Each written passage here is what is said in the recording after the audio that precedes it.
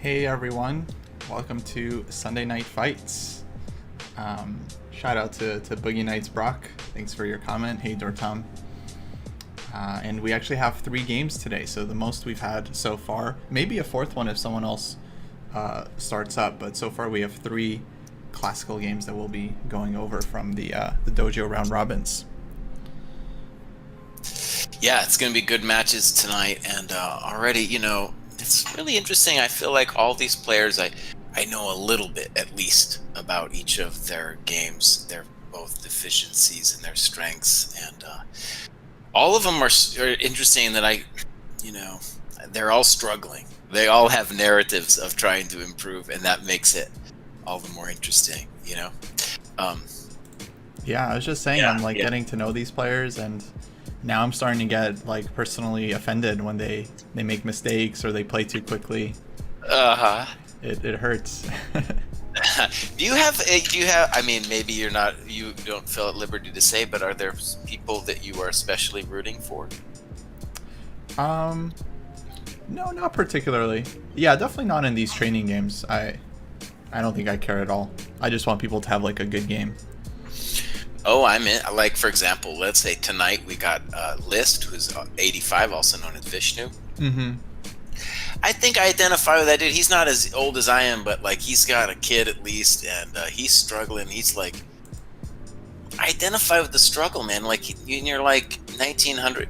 Let's say you're 1800, and then you're gonna tell yourself, "Oh, I'm gonna be 2000 in a couple months," and then it turns out to be very, very difficult. Yeah. Well, identify with somebody who keeps playing. That's kind of interesting. Also playing tonight, I've been teaching this kid Eric. He's E-Honer, playing Henricum. He's playing white, and the guy, he's a kid, and very talented tactically, but also pretty good at end games. But of course, a lot of kids, just he's got so many other things going on. So, in contrast to someone who's older, the kid could really make a jump if he wanted. And I feel like that would be great for his just chess life if he could jump up, let's say, to expert. He's 1900 something now. So, anyways, those are the people I'm rooting for right now. Fair enough. Well, I'm just hoping to see some good chess. I feel like I've made an attachment to all these players, maybe except for Eric because I don't actually know him, but. Right. Everyone else is in the warrior group, and right. Yeah, some of these guys I've been working with them since since January. Counter Sparks, he's been in the on the team. I think Quirked. I don't know if he was one of the original students, but he's been around for a couple months. SC2, and Henry Com actually he's pretty new. I think he's only in for a couple weeks now. Right, I've done 2 games of Quirked is a guy named Sam. We've done 2 games of his in the sessions. They've both been these Knight E2 Kings Indians. I think he lost both of them, but they were both really interesting games. So I've covered him a lot. We covered him last week too when he was playing violent chess, and it didn't. Actually, he ended up pulling out the victory from the jaws of defeat from Bubba We left it last week. Right? Yeah, actually, both times we left the stream, there was still a game going that we thought was not over, but just okay, pawn up, end game, either winning or maybe gets a miracle draw. Then both times that player lost. That's right. So we missed the drama. So probably something crazy happened there. Now Quirked is actually started teaching for the dojo. He had his first class yesterday. Oh, cool. He said there was 8 and then up to 12 students they're not on any of the teams yet, but they're in this special recruit channel for players that I would like to get on, but there's just no room for them right now. But they might actually be able to form their own team because all of their ratings are somewhere between 1,500 to 2,000 on Lee Chess. And they're, for the most part, more online players. Right. Okay, that's totally cool. Yeah. I feel like this dojo thing, it's really growing, and yeah, it's really remarkable. Lots of people are coming on, and like when we started it, we didn't, or you started it more than I did, but I didn't anticipate this tournament thing turning into such a big deal. It's turning into a major thing, and all kinds of people want to play. Yeah, no, now we're getting requests all the time for people that want to join the 90-30 events. And you know what I was thinking, Kosio, that is kind of, at first I was kind of like, well, I mean, the thing, okay, that I didn't appreciate at the beginning of this was that if you went to go play some even classical online event where you just didn't know anybody and you could be playing, first you wouldn't know the people you're playing, and you would just suspect that they would be cheating. Yeah, I would be. Yeah.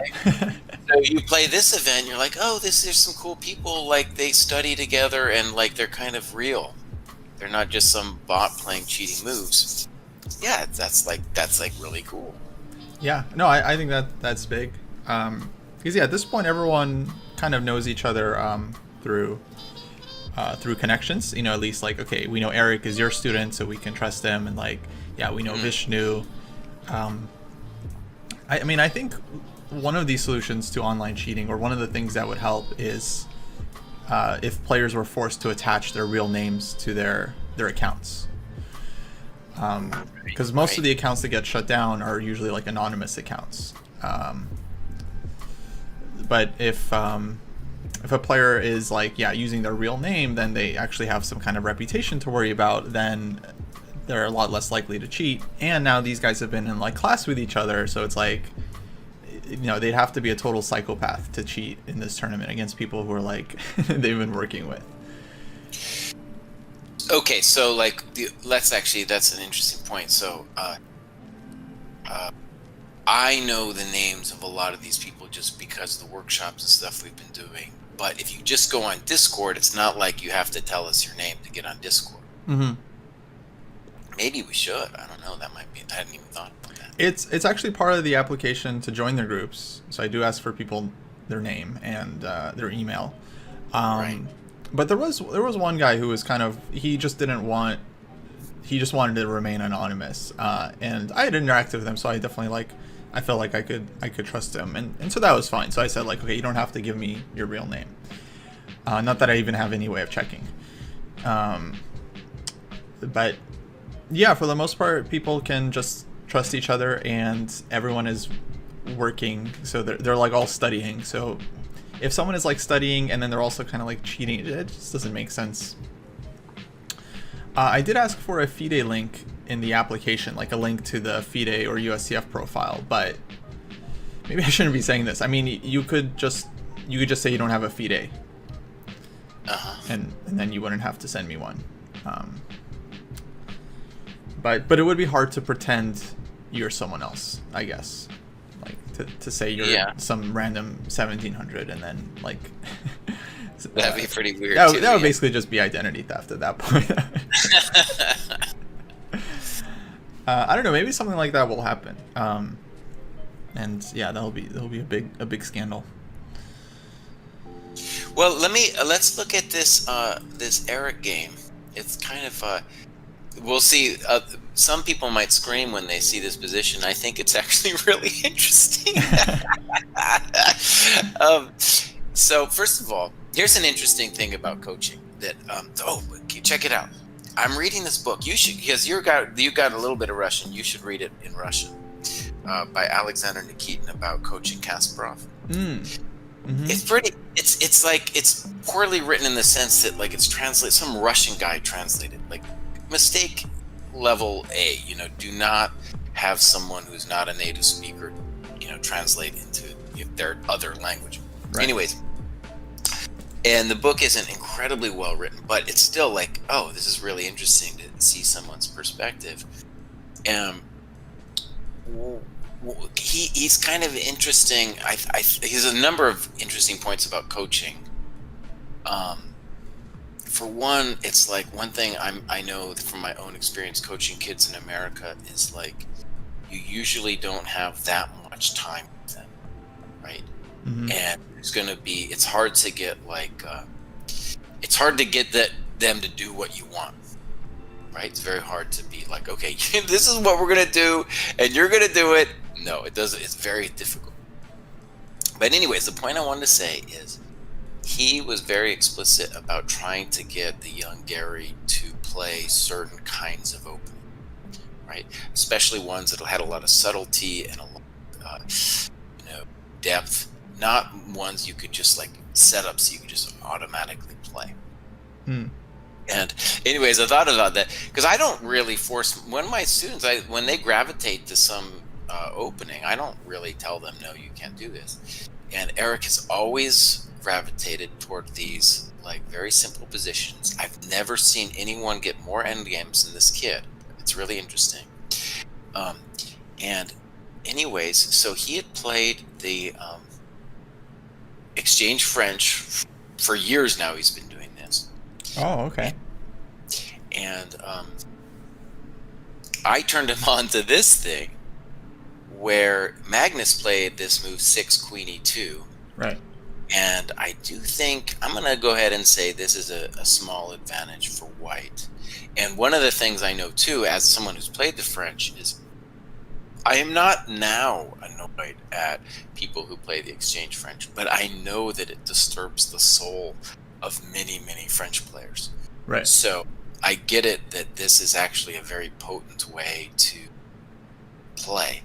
And actually, and he had another game in the dojo, and it went. I'm gonna struggle to remember who it was, but it was this. Oh, excuse me.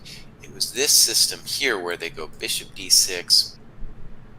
A Knight E7, Knight C6. And what I know about this system is this is just bad for black because white goes B4, B5, and huge attack on the queen side. And the knight is dominated on C6. And a lot of people think that this was okay for black, and I did too for a while. And then I got rolled in a couple blitz games, and I was like, oh, this is terrible.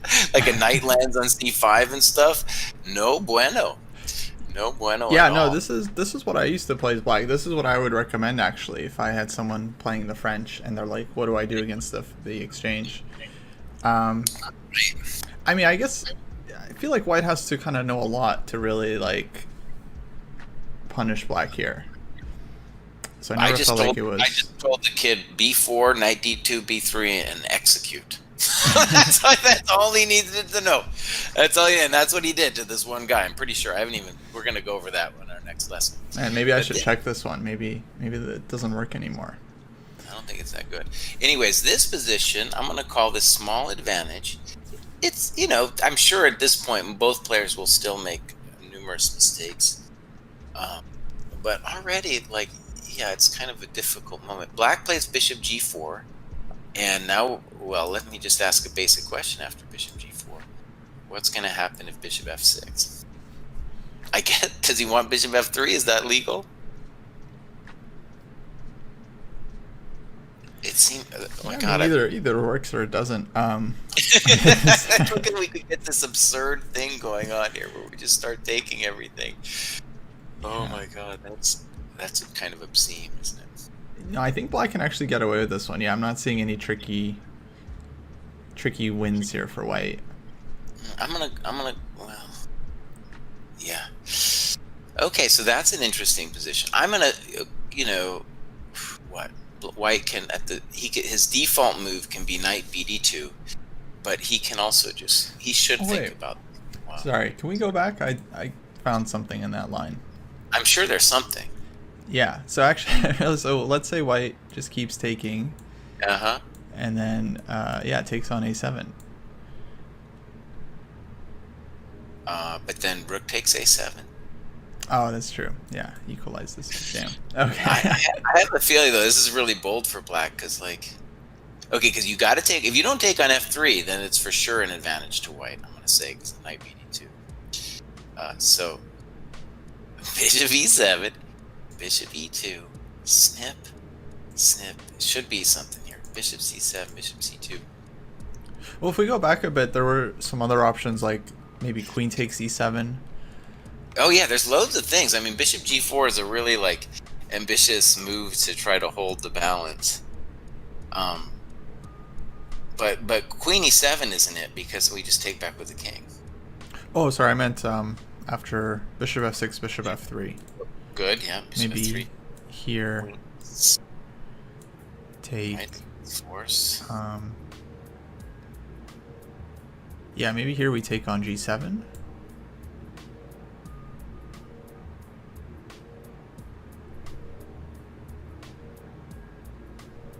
Wait a second.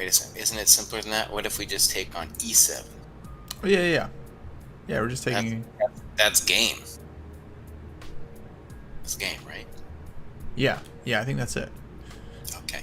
So I knew we were going to find it eventually. I knew we were going to find it. Right, so bishop f6. Maybe you could argue that this position isn't so bad because you're compensated with the bishop. Something like knight d2. And just move your knight somewhere. Knight c6 or d7. Let's say c6. It's not that bad. You could do it. Yeah, I would feel like white is only slightly better here. There's all kinds of things. Probably c3, but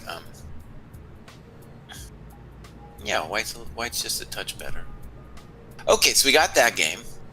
Yeah. Let's look at the Counter Sparks game. Let me steal the PGN, and I'll bring that in. Yeah, while you're doing that, so hey TFE Wald, first thank you for the sub. Thanks for supporting the channel. Yeah, so basically the way this all works is we've had these training groups for a while, with different players that kind of work together weekly. We do these classes that we'll stream with like voice chat, or we're communicating with the students. And lately we set up these round robin tournaments for these players. So the applications to the groups, I think I'll be opening them up sometime this week probably. I basically just open them up once a month, and if people are interested in joining their groups, they can apply, because we want players who are like actually motivated and serious. And so the application is like a barrier to that, so that if they overcome it, if they can fill it out, take it seriously, then there's a good chance they can join the team. But if that enough is to get someone to like not apply, then they probably weren't right for the program anyway. And oh, go ahead. Yeah, sorry, we usually just make an announcement. So if you're on the Discord, whenever we announce something big, we always ping everyone. So if you have notifications turned on, you'll see it on your phone, like, oh, applications are now open, or something like that. And hey, Castle Oasis Chess, hello from Quebec. Good to see you. So check this out, man. So a6, I think normally after CD you would play ED to not trade, but he traded with the hopes of getting that bishop b4 in, and white said, okay, you can have it, can have it, buddy. And I'm gonna say white's a little bit better. Yeah, but I don't even know if you want to check on b4. I kind of think that would be not the greatest. I've played this type of position a couple of times. I mean, I think black can give the check, but yeah, just king goes to e2, and yeah, we just play with the king in the center for a little while, and it's no big deal. The rook will come out. I think I would want to play king f1, so I'm threatening bishop h7. Oh yeah, maybe king f1. The other interesting question is, like, let's say the guy plays a standard move like c6. I could castle, I could play h3, or I could play h4. h4, of course, being the most exciting. Right. Totally different games, right? h4, h3, and then the simple castles. Right. And one thing is interesting with the games we got is, it was a hilarious thing, I think, for you as a King's Indian player, because the guy played this knight e2, and by various weird move orders and things, black ended up getting the standard like kingside attack with f5, f4, and he was just like, this is why I played knight e2 in the first place, so I would never have to face this. And yeah, it's really interesting, this kind of type of player that he is he wants the activity. And one of the things I tried to explain about 92, and I've done this with Vishnu as well, is like that thing with 92. It's not about killing the king; it's about space, and it's very hard to operate with that level of playing. So yeah, interesting position there. I think he's probably gonna think for a while. Oh yeah, we got queen c2 on the board, and now. Oh wait, black played knight d7. Knight oh right, D7, instead of knight c6. D7. Yeah, let's look. So knight d7. Queen c2, and I guess we would expect. Oh wait, hold on. Double attack alert. I think black missed that one. Yeah. That's just the basic pawn drop right there. It's a big pawn too, because then you can't defend. Oh yeah, that's a huge pawn. That's just a huge pawn. Oh, I'm sorry. That's like a real bummer of a pawn to lose, man. Because I think you're positionally lost after that too. Like both pawns are very significant. They're not just worthless pawns. Yeah. Okay. Maybe we'll come back to this one. I'm sure black will think for a bit, try to figure out what was the best way to avoid this. Hey, race to gem. Was c5 any good for black? I think no. In this position, I feel like this would not be a good time for an IQP. Well, also bishop double attack alert, because you got bishop h7, queen c2. Sure. Yeah. This one is already like just good, or we can take first. Yeah, I think Jesse's move c6 was just necessary. All right, let me show you something about what Vishnu did. So this position, I used to love to play b6 because it would give me these interesting positions. And Vishnu, what he does is fine, but let me just give a shout out for this variation. Very fun chess happens here, and yeah, I think it's equal, and it's also very dynamic. You can get like d4, knight c6, this kind of thing can happen.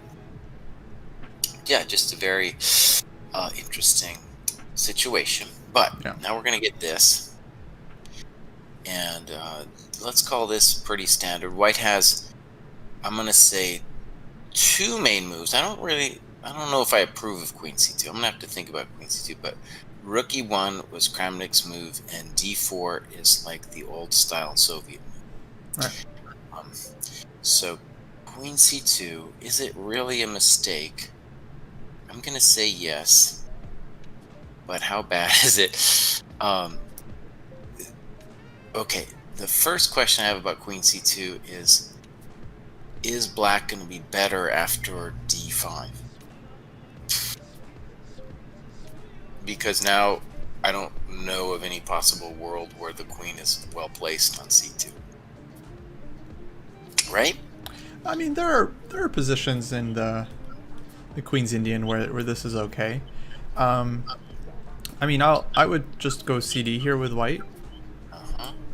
And d4. Yeah. I'm just saying, eventually your queen's going to be unhappy about being on c2. And it's probably not going to be too far away. So either knight d7 or c6. I'm not even sure which one. I don't know. Let's say c6. I'm conflicted on this one, to be honest. I don't know. I don't know which one to put it, c6 or d7. Anyways, that's my sense, is that you wouldn't, if you were going to spend a tempo right in this position, it wouldn't be on queen c2. Like if the queen was on d1? If my queen was on d1, no way I would spend a tempo to play queen c2. Yeah. But okay. I don't know. I mean, I guess what I'm thinking about is like, so the Queen's Indian, we have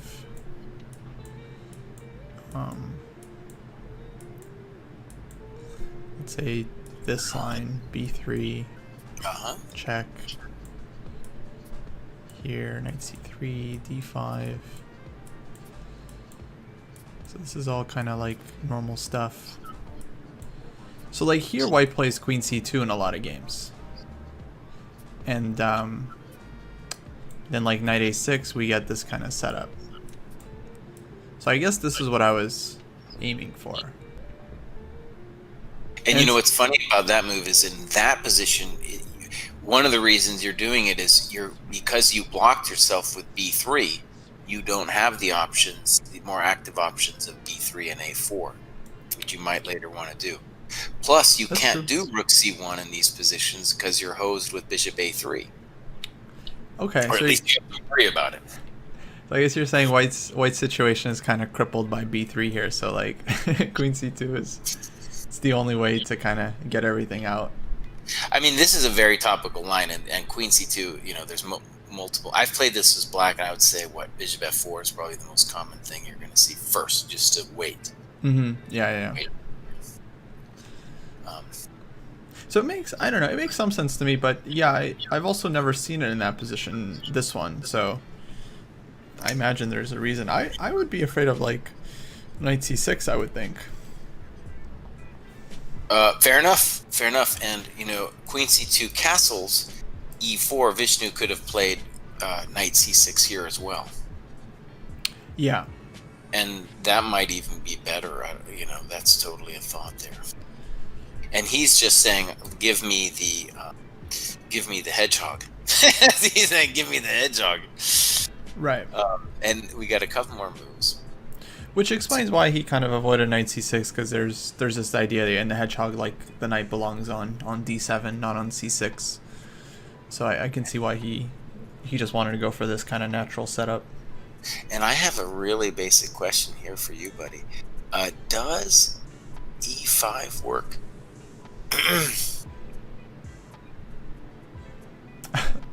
Oh wait, you played. I thought I saw it on the board. I'm like, oh, we're about to find out. This is always the question why you want to usually be real careful and maybe play queen c7 first. e5 is a thing. Maybe here black has DE and can sack the exchange. Let's check it out. So like this, right? Yeah. Do you want to take on a8? I assume. Right. Yeah. Queen a8.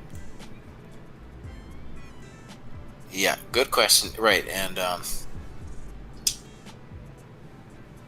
that's going to be SC2's question, I think, right there. Because I think that's mostly. My intuition is that it's fine for black. Yeah, it looks like a very decent position. One pawn. We have knight e5, rook d8 coming, like tons of play. The other line is bishop g2, ef. So this one I think is not working. Yeah, there's even knight c6 at the end. Oh, but look at this. Well, I missed something here too. So this is all because of the queen c2 move, by the way. So bishop g2, ef, and you also have bishop f6. Sure. Yeah. And you're fine. Yeah, totally fine. Yeah, so I think one of the things about this is like queen c2 was very committal in a number of ways. And right now, it's a weird move. I mean, there's just so many lines where the queen goes to c2. To me, it always feels natural there, but yeah, tactically you can run into issues with the knight on d4. Well, eventually too. I mean, the rook's coming to c8, and you're not going to want it on c2. Yeah, here I think we want like bishop e3, queen d2. And the other weird thing too about the queen being on d1 is many variations. White wants to blow it out with g4, g5, and that's not available here. Yeah. Is Queen's Indian dead? Question from Vintage. Queen's Indian Point. dead? I don't think so. Oh no, totally not dead. The hedgehog is definitely not dead. There are trends though that are kind of weird. Like I feel like I've seen less hedgehogs recently. I've seen like the Queen's Indian, right? I've seen a little bit less of it, and it's weird because people are copying the very high level guys, and it's not like the Queen's Indian is bad, but so many guys are doing like a move order of. First of all, there's not that many. So many people are playing the London, that you don't even get the Queen's Indian as often as you used to. Right. And then second, like you would get this move order d4, knight f6, c4, e6, and then knight c3. Then you play Nimzo, knight f3, and then you can play like d5. Right. That's a little bit more of a thing now. Yeah, I think for the top players, they seem to trust d5 more, or they feel like it's I don't know, maybe they're just more comfortable with the positions. I've always felt comfortable as white against the Queen's Indian because I just feel like, okay, you typically get a lot of space. Black's position is very solid, but I've always found like, I don't know, I just feel comfortable with white. Yeah, but on the top level, we don't really see the Queen's Indian that often anymore. I think they just like d5 for some reason. This position here, we'll get a similar one. I'll show you is e4, d6, d4 takes. This is a position that Kramnik had loads, and then it got very popular. And I'm gonna go ahead and say that the rook e1 is way more useful than the queen than the queen c2. Yeah, here for sure. And this is a very, let's call it a topical variation with something like queen c7, bishop e3. They can't take. It's never good. Trust me. a6, rook c1, knight d7, and I believe it's now g4. Wow. And some players, I believe, in this position with black are playing h5. Looks absurd, but that is kind of known business. Anyways, I'm just trying to say the queen c2 is a little bit misplaced. Now, here, I'm going to tell you a story. This is a little bit, I don't know if it's controversial, but it's kind of an interesting question. So, SC2, whose name I don't actually know, but was playing, another student of mine here was also in the dojo. Mm-hmm. His handle is Ryobikajet, but his real name is Joel. In any case, they were playing, and SC2 had a fine position, and then mouse slipped once, and they did a take back, which is kind of weird. And then mouse slipped again, and I don't know if it was a real mouse slip or what was going on. And then SC2 just disconnected and basically resigned. And so, anyways, it raised some questions. Like, for me, like at least in online chess culture, where it's mostly been blitz, if you don't, there's no takebacks. I know that some people think there's takebacks, but to me it's weird because it's been like, the thing about a takeback is just a blitz game. You just start over. It's no big deal. But I don't know how we feel about takebacks in a serious game. My intuition is no. There's no takebacks. It's like touch move or something, right? I guess, yeah, like logically, that makes a lot of sense. Just like, real game, no takebacks, like whatever. But I feel like from a practical point of view, if you have an interesting position and your opponent plays rook d7 instead of rook d8, and hangs their rook, then it's like, what's the point? Like, you're going to get more value out of continuing the game.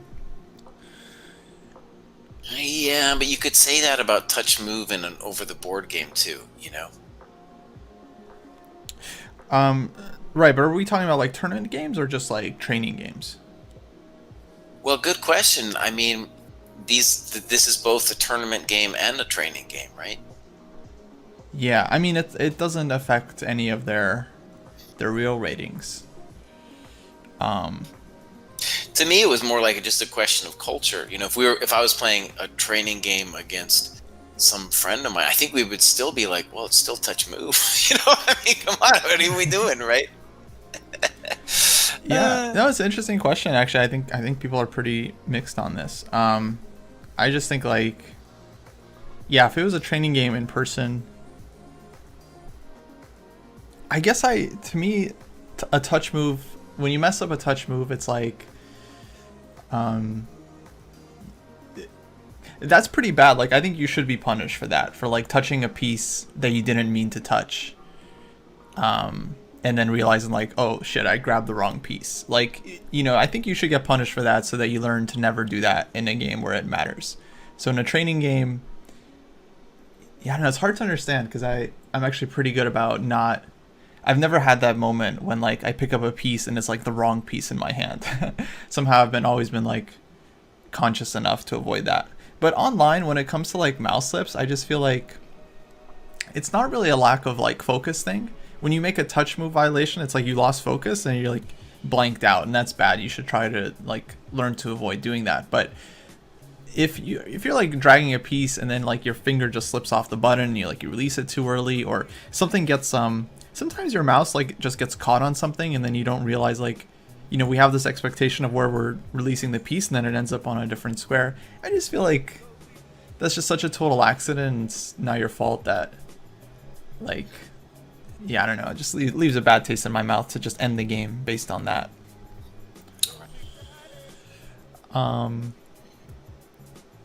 Oh, in the Twitter chess tournament, it's allowed to ask for obvious slips, but there's no obligation on the opponent to accept. Yeah, I think that's kind of the most reasonable place to be. Yeah. Let's go back to this Eric game. He's playing positional masterpiece so far. It's masterpiece theater. I'll grab it and you can get the. Put the live board up. I'll grab the PGN and stuff, and yeah, he did not take on f6. Instead, just playing knight d2. And I'm gonna go ahead and say black should now copy again with knight bd7, and let's say an interesting position. I don't know what white would do now. That's part of the problem. I don't know, white's kind of out of improving moves. But instead, we got castles. Snip, snip, knight e5, bishop e6, f4, and to me, that's a very nice advantage. Maybe I'm just too boring, though, because I get excited by this kind of thing. Yeah, I mean, well, white is ahead, that's for sure. What's the plan after, like, g6? Oh... Well, first you celebrate a little bit, You're just so happy about the way things have gone. I mean, the obvious move would be like castle short. Yeah. And probably rook a e1 next. And then I'm going to hold f5 over your head, and it's not going to be easy. Right, you're just going to play f5 anyway. So this is always good for the structure. I'm going to do it at my leisure, though, too. There's no easy way for you to move your guys. Yeah. Yeah, so g6, okay, I understand, is bad now. I was just asking for the crowd, they might be thinking about this move. It wasn't what I would play, of course. Well, it's not easy. It's not easy for black to come up with a move here. Yeah. No, actually, I do think I would start with h6. Okay, fair enough. Yeah. I'm not going to take that. So bishop h4.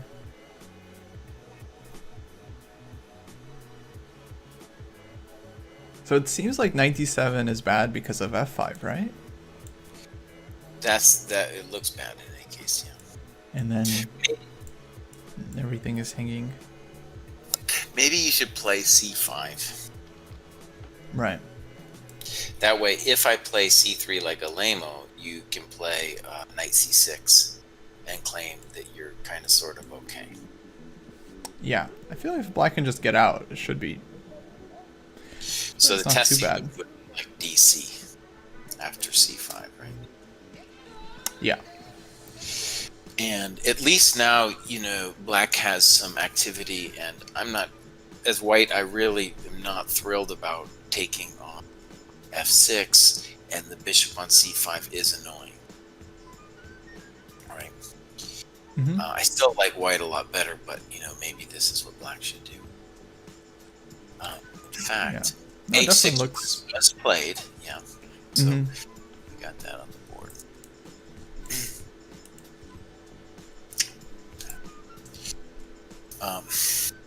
One thing that's funny about Eric is the guy is a fiend for bullet, like a lot of kids, and he's a fiend for puzzle rush.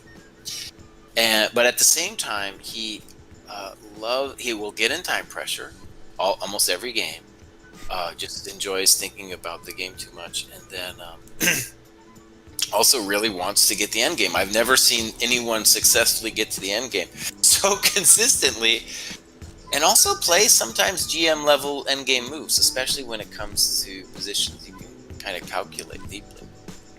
Nice. So that's a kind of interesting thing about the kid. Hey, High Noon, thanks for subscribing. Much appreciated. We are up to, I think, our all-time high on subs right now, which is awesome. We're at 59, I think. At least that's what it says. Sometimes I do exclam subs and then Muba. Yeah, Muba thinks we have 60, so I guess we have 60. And what are there like certain levels we're supposed to hit and stuff, and we get special prizes if we hit them? Or? That's exactly how it works. Yeah, at different levels, you get more slots for emotes, so you can add more emotes to your. Because every channel that has subs and stuff has their own special emotes that you can only use if you sub to that channel, and then you can use them in other channels as well, which I think is kind of the real draw for people. So people, for example, I'm not saying they should go and do this, but they could go into like Nakamura's chat and start dropping some ChessDojo emotes, and then everyone's gonna be like, "Whoa, where did you get those awesome emotes?" And then they'll be like, right. ChessDojo, yeah. So I'm trying to get some creative ones. And I think the next one is at 65. If we get to 65, I think we get another slot. So that is our goal. Oh,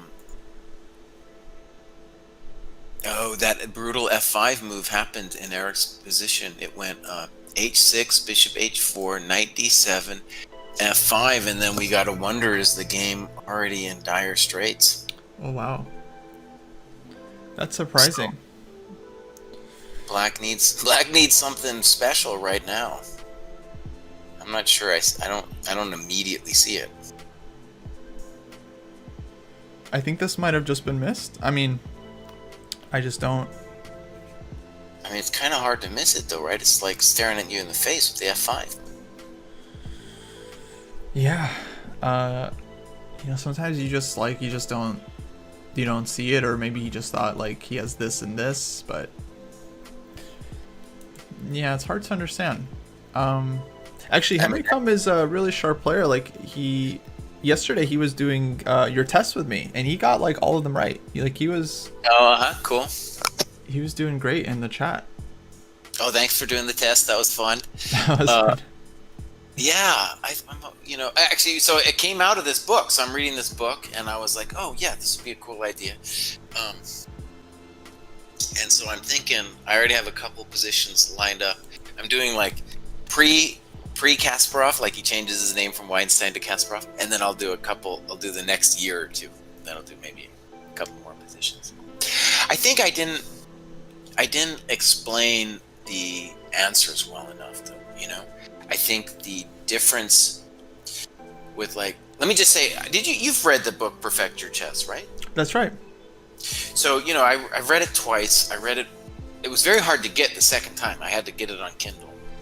But actually on Kindle it was much more enjoyable because you just tap it and then you go to the answer and you tap and you go back. You know what I mean? It's not like a book. Anyways, what's interesting about that book to me is it wasn't actually a thing where like a lot of other books that are tactics based, you're like testing your knowledge, right? Or rather, you're not getting like some rating. There was just like many interesting positions there that were not just. It was what was cool about the book is they weren't just calculation. There was a lot of positions that were intuition. Anyways, I'm hoping when I do this better next time that the value in it is that yes, you'll have the ability to see like how you did compared to other people, but also just me hopefully giving slightly better explanations, Yeah. And one problem actually that's interesting about it is if, I'm say going over these games and I find an interesting problem, but of course then I see the move. right? It's not like I can unsee the move and then I only in hindsight I'm like, oh, that's a cool problem. Right. But since I haven't experienced as someone who is like looking at it for the first time, it's harder for me to like explain it. You know, for example, like when I do what is the story of the position, those are usually positions that I've thought of, you know, before I've seen what the person should do or looked on the computer or did anything like that. Mm-hmm. And I think that's a little bit more, I feel I can give a little bit more interesting of an analysis thing because it's a little bit more human.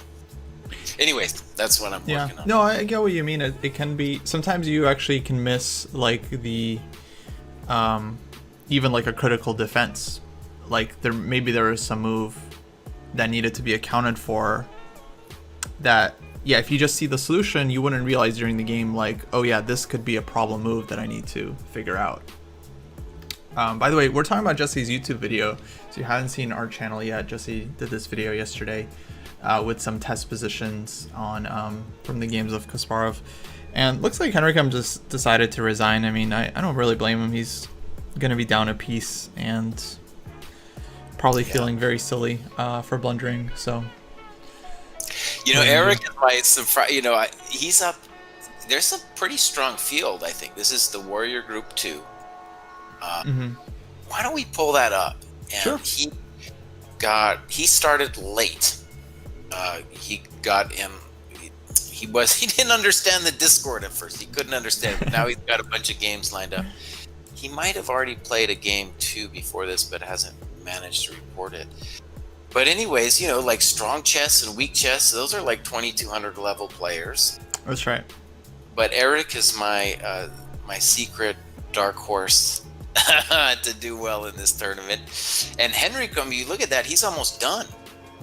He has one more game. He's one more game to go. He's been playing like nonstop. Actually, I see him on Discord almost every day. He's like, hey, anyone want to play training game 90 plus 30? Actually, I'm pretty sure he played a game with someone from a different group just for fun, like 90 plus 30, because no one in his group was available that day. And so he's like, all right, I'll just play a training game with someone else. So that's cool. He's playing a ton. And you know, it's funny because this guy's going to be done. We have to think a little bit into the future. Like, I was almost thinking like the winners of groups 1 and 2, like the people with the plus score, should play their own tournament. Yeah, put them all into the next one. And maybe like the winners of the Squire group could go up a little bit. We could have like some up and down movement. Right. Yeah, that could be fun. Well, it's almost like a ladder system that I want to get going.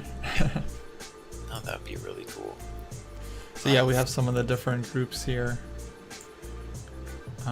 I love the design. Shout out to Matt from the Twitter chess tournament and the Discord who set this up for us. It's so pretty.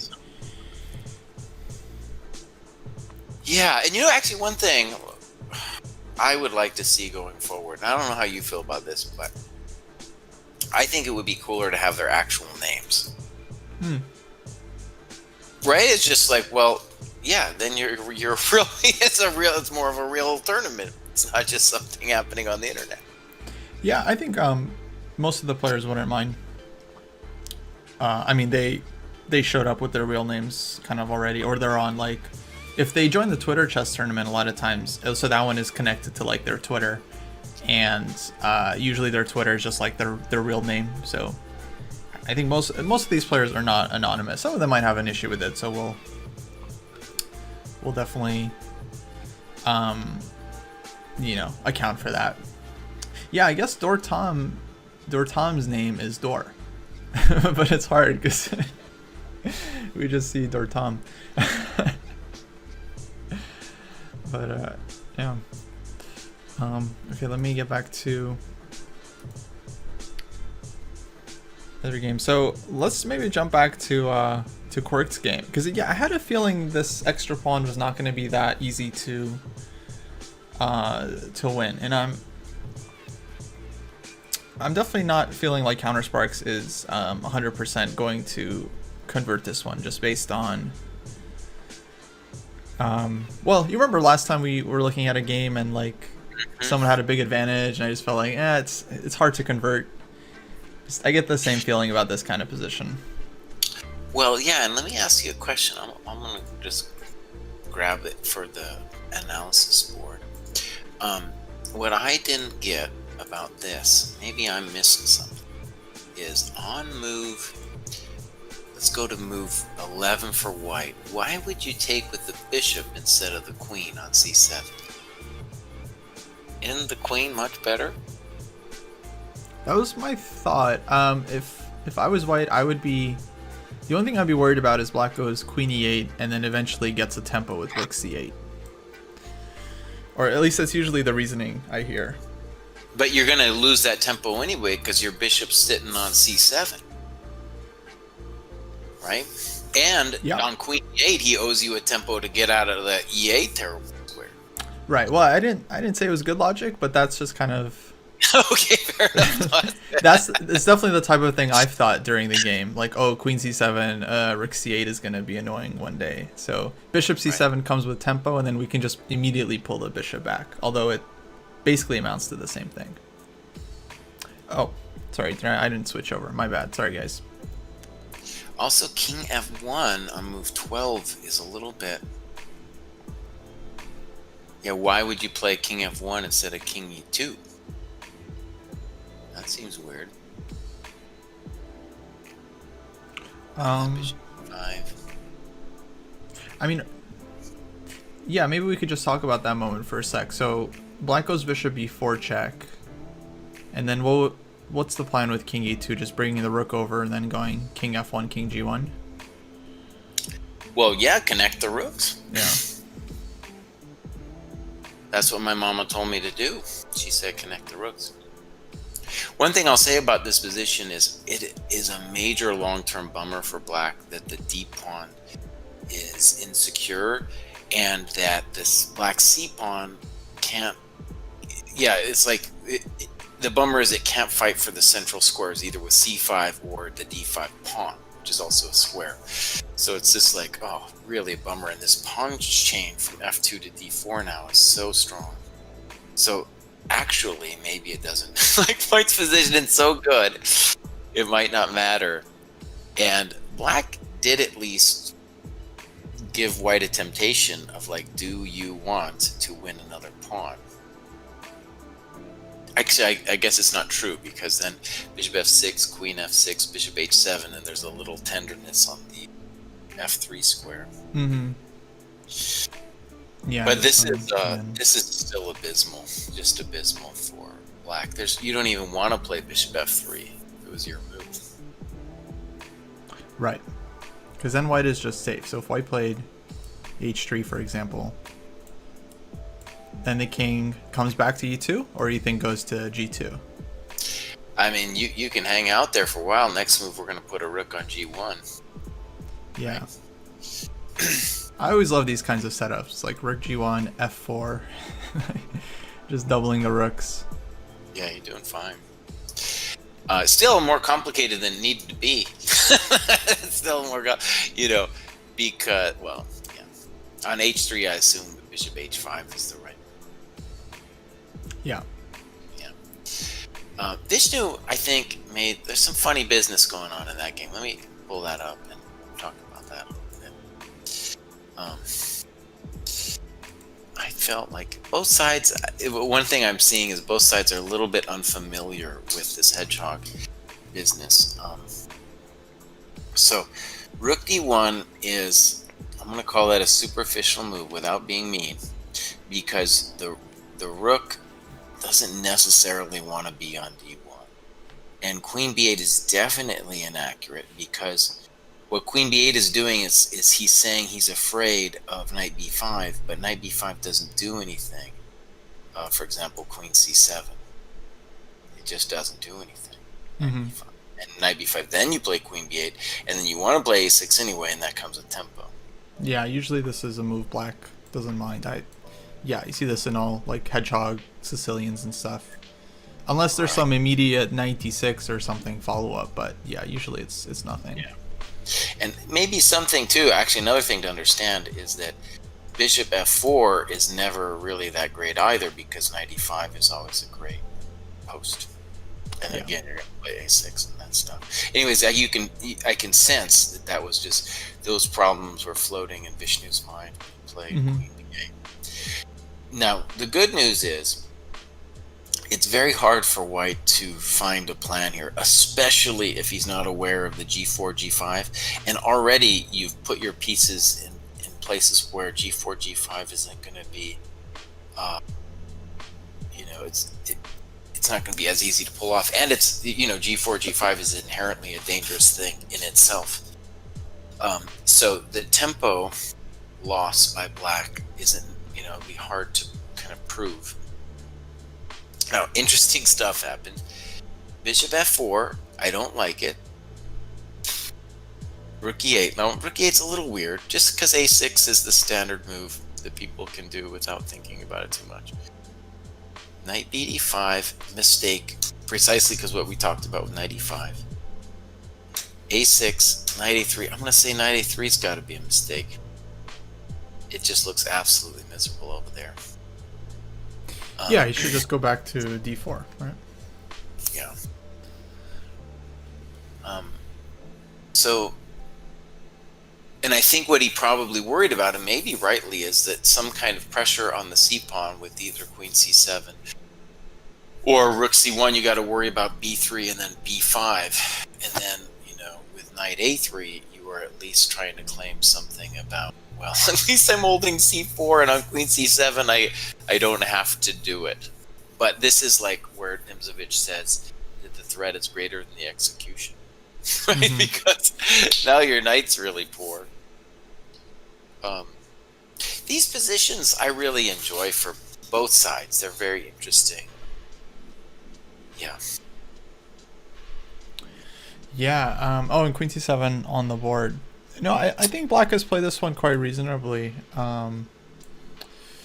Yeah, I think I like, because Black's moves, they've been thematic, and I think the pieces are all in good squares right now. But White's moves, I feel like, haven't actually improved their position all that much. Like bringing the knight from d4 to a3, and then the bishop on f4.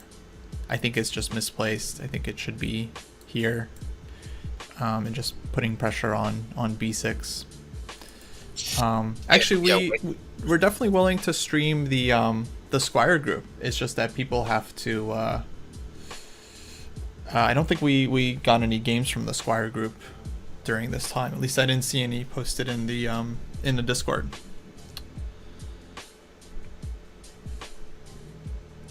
But yeah, we're happy to stream games from all the groups. Well, right, and I think eventually we want to, we want this to be.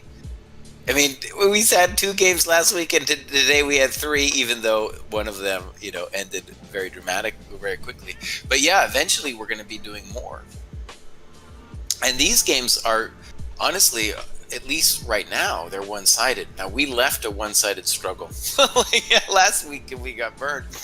But these seem very pleasant, in both cases, one for White and one for Black. Like, for example, here, Kostya, like, White, what is White supposed to do with the knight on a3? If you ever play b3, you really got to worry about d5. And if you ever move the knight, it's going to be hard to, like, defend your c-pawn. So it's already, like, kind of fudge here. Yeah, it's unhealthy. I mean, I'm definitely going rook ac1 if I'm White, just because, like, oh, that's what he did. Okay, it's like, okay, no way this move can be bad. Sure. Black played rook c8, and yeah, now White has to kind of figure out what to do. Yeah, it's a real bummer for White. It's one of these positions, like, even if the computer said that it was okay or not that bad, it's like, as a human, this is like, oh, it feels so terrible. It feels like everything's gone wrong. Yeah, definitely uncomfortable. I mean, the one nice thing about playing b3 is that it's hard for Black to play d5 with the bishop on f4. No, but, like, imagine b3, knight g6, and then what do you do? Right. Then That's it's the like problem. positionally over, I think. It's real problems. Yeah, and the rook is lined up against the queen too, so d5 is, just Oof. Okay, question in the chat. Would we be considering to do this stream earlier so that more Europeans could actually play? Oh, yeah, that's interesting. Well, let's just say the reason it's happened at this time, it was totally random, actually. It started because I had a couple students doing it at this time. And then I was like, oh, I'll stream those games. And then then me and Kostu started streaming it. It's kind of nice, I have to say, for us, because then it's like, it's the end of the week. And so it's billed as like you can have a beer and hang out with some people. Yeah. But I get what the Europeans are saying. We also do the trainings usually earlier in the day on Saturday and Sunday. And that makes sense for that reason too. So there's all that. Oh, Kostu, we also, one thing I want to say out loud so me and Kostu actually do it, we need to get better about posting our schedules. Yeah. Yeah. For sure. Actually, I should say this week was... I lost this week because I've been working on a US Chess article. Oh, or okay, not cool. US Chess, but a ChessLive article on the candidates. So that just took up all my time this week. But I'm planning on submitting that tonight, and then it's all ChessDojo from here. They roped you in. They roped me into doing that article too, buddy. I'm coming. I guess next at some point during this month, I got an article coming out. It's so weird with the articles now. It feels so last millennium. Where I wrote it, and the guy was like, "Oh yeah, well, it's gonna come out in like 2 months," and I was like, "What? Why did I write it then if it's gonna come out in 2 months?" Well, yeah, it's how long it takes to print and distribute. So I guess yours is going to be like the June ChessLive. June, yeah. And I was like, well, dude, just put it out online. Just put it out online. Anyway, yeah. I mean, the same thing for a candidate's analysis or something. It's going to be, so much is going to have happened by the time that article comes out. Right. I'm a little worried because, yeah, I covered the qualification process, which was really interesting, and like wrote a job of dropping out and all that stuff. And then the games, of course, were interesting. And then, yeah, I'm trying to write something, or I tried to write something about like what's going to happen next. Like they're going to want to do the tournament sometime this year. There's supposed to be a world championship at the end of the year. Who knows what's going to happen then? Yeah, who knows? Like in 2 months, they might just hold the candidates like online or something because they realize they're not going to be able to do it in person until like 2021. So it could be very, very different. Yeah, because mine will be in the July issue. So very long time from now. That's cool. SCV Chess says that Chess lets you do Swiss tournaments now, in addition to their arenas. Yeah, that's cool. Yeah. But question on that: can the Swiss last more than 1 day, or does the tournament have to complete like within a day or something?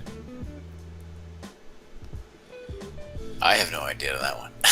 Yeah. Yeah, it'd be really awesome if we could like open a tournament on like Friday and then it ends Sunday evening and it's like a Swiss. Like a normal like weekend Swiss. But the problem is that if it's only like 1 day or something, then yeah, it has to be a short time control. So yeah, as you were saying, I like this like Sunday evening chill and look at slow games. We don't believe in short time controls. That's right, buddy. We don't. That's right. Well, these games are kind of busted, at least for the moment. I'm looking, yeah, Countersparks won another pawn, and we'll have to wait to see what SC2 plays, but it's just kind of a bum deal. One thing I want to ask the chat, people just watching, is what videos do you guys want to see us do on the YouTube? Like, what are the cool videos you're interested in? That's the question I want to know. I think by the way, the YouTube videos I think they're kind of fun to do. Mm-hmm. Opening ideas. Yeah, well, sure. I mean, I got a little sidetracked. I did a couple opening videos, but I'll sure. I got a couple ideas. The thing is, I've got a page full of ideas at this point, and I'm just like, yeah. There's only so many I can do, but I think like eventually, what's going to happen is like we're going to have this huge library, and I'm hoping like just a section of that will be opening idea. Yeah.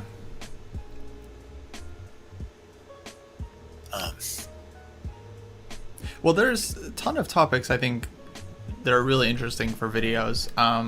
One of the big things we have to measure or weigh is that the more instructive a video is and the more useful it is for your actual chess, the less people are going to like watch it and like take it seriously and actually take something away from it. Where if it's more of like a kind of like a superficial video, like giving kind of general advice, like still useful stuff but not too intensive, more people will watch it, but it won't be ultimately that helpful unless they really take action on it, which will be a very small group of people. So the trick is to make content that is the most amount of use for the most amount of people. Well, yeah, I feel like there's a lot of niches in there, honestly. Like, I feel like if you do what I guess you call substantive videos, you're absolutely right. They're not at least immediately going to get a lot of views, but like over time, hopefully that'll come back to you. At least that's what I'm dreaming about. If I do it like that. Let me ask Paspon a question. Oh, and thank you, Paspon, for giving me some stuff. So yeah, thank you for that. And let me ask you, Paspon, a question. You wrote where you go over a game and ask people to stop the video and guess the moves. Is that what you mean by this earlier comment where you say how good is your chess video? Right? Is that what you mean? Like we go over the game and then talk about the different moves? Because I think that's interesting, and I feel like a little bit of what I'm doing with the test your chess stuff, which is arguably really close to the idea of what is the story of the position, but they are different in my mind, because one is more in the what is the story thing. I'm talking about moves that aren't necessarily like finding some fantastic move or the best move, but just like grounding yourself in like kind of a sense of what's going on. Whereas the test your chess, a lot of times it's really about tactics and analyzing the position. Yeah, can you uncover like the secret resource in the position? But I think maybe what Paspon's on about and what I'm interested in is like, do you want us to do, like, let's say I keep doing this thing. One of my dreams is, and I would need the help of the community to do it, honestly, is like, let's say in this last one we had 4 positions. Now from 4 positions, you're not going to be able to like rate your competitive ability that much. Like whether you got 2 or 3 out of the 4.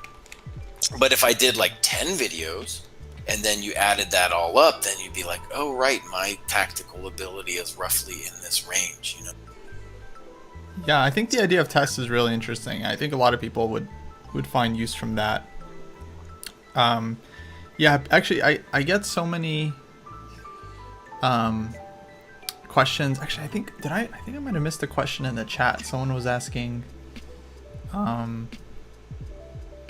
like, what level would I put someone at if they had gone through all of the Yusupov books and like solved most of the tests correctly? Interesting question.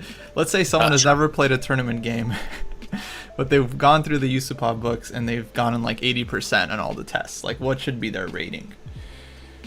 Kind of an impossible question, but I think people like evaluations. They like assessments a lot. So maybe that's something we can experiment with. Videos with like tactical positions. I would say strategic positions as well. Of course, it's very difficult to make it an accurate test because just by the nature of it, like some people are going to find some moves and it's not like that automatically tells you their rating strength. It just means they found some move. So that's a difficult task. Paul in New Jersey, the current game we're looking at is Vishnu is black and SE2 is white, and I don't know. Do you know what SE2's name is? I don't know what it is. No, not off the top of my head. But I believe they've been in the Warrior group for a while. Yeah. See, I just don't know off the top of my head what SE2's name is. And then we're also looking at Quirk, whose name is Sam, playing against Countersparks, whose real name I don't know off the top of my head. Countersparks is Steve. Steve, okay, cool. Yeah, we had one game already finished, Paul in New Jersey. Eric Honer won with the crushing French exchange system. And maybe, Paul in New Jersey, I know you have trouble with that French. You could play the French exchange, and it's more power. It's psychologically devastating. Well, maybe it's time for a part 2. How to make the French players squirm. Oh yeah. No, there's so many ways to make them squirm. Part 3, part 4. But yeah, so I think that's cool. I think Pascal and others was talking about making it into a test, and I think we could definitely do it. Something like that. Sure. Hey, thanks for subscribing, Coach Angel, and thanks again, Paspawn, for the gifted sub. So that brings us, I think, to 66. So we get a new emote slot for the channel. So that'll be fun. Actually, Paspawn, do you have a favorite player? Because I have some emotes in store. I've gotten some photos I want to use of like Ivanchuk, Kasparov, Nakamura, and so yeah. If you have someone in mind, you want to get their face on an emote, let me know. I think my best work is the Levon emote. Whenever you see that face, you just know someone is trolling you. That's pretty cool. All right, let's do some serious work here, buddy. I got a question for you. Yeah. Are you ready? So Rook AC8 was played. White played F3. And now Vishnu said, no, I'm not going to do it, play Queen B8. So the question I want to ask is, was it dumb to take on C4? My answer is intuitively yes. I think it's a bad idea. But was it terrible? It might just be, I think it's actually a bad idea because at the minimum, White gets rid of his bad knight and then can take on D6. Right. At a minimum. Maybe he can do something better than that. Yeah, it definitely feels like it lets White out. But I also think that after F3 Queen B8, it's not true that White's getting as ripped as we thought he was. Because now, for example, you could play the pretty mild-mannered Bishop E3, and you're not going to lose instantly. Yeah. Yeah, you're not going to lose right away. But I thought this was a key moment after F3 to add. Yeah, I mean, maybe you are actually. Maybe you are.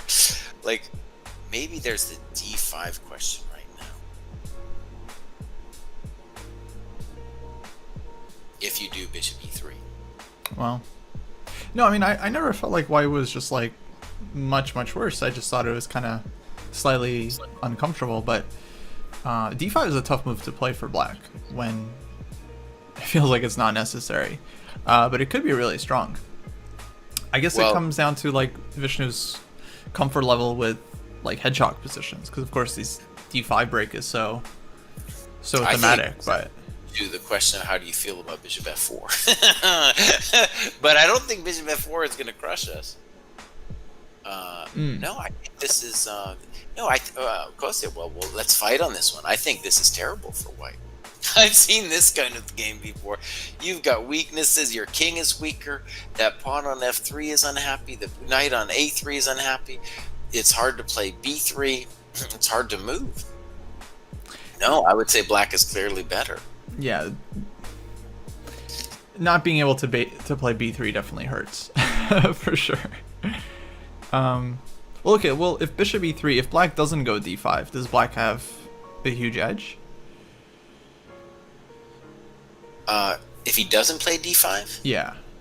No, I think he needs to act quickly. Like, if you know, the standard move would be something like bishop c6 or bishop a8, after which you are, let's call it, a touch better. But you know, white is gonna. The dream for white is to slowly start putting the screws in. Right. At some point with f4, so you could dream for white about h3 f4 or king h1 f4 knight g4 bishop g1. Mm-hmm. And black is still totally fine in those positions, but not, you know, with the crushing kind of, like, yeah, I think, like, in this position, white needs to be really careful and come up with a good move, because, yeah, it's really dangerous. Yeah. And bishop e3, honestly, I guess, yeah, maybe you should leave it there for a touch just because d5 is so violent. So maybe king h1? I don't know. King h1 would make sense. It would be really nice to get this knight off of e5 so that we could finally move the knight on a3. But yeah, it's a not a comfy position. Okay, we have bishop e3 on the board. Paspon said David Howell, so you got it. Next emote will be of David Howell. I'll try to find a good one of him.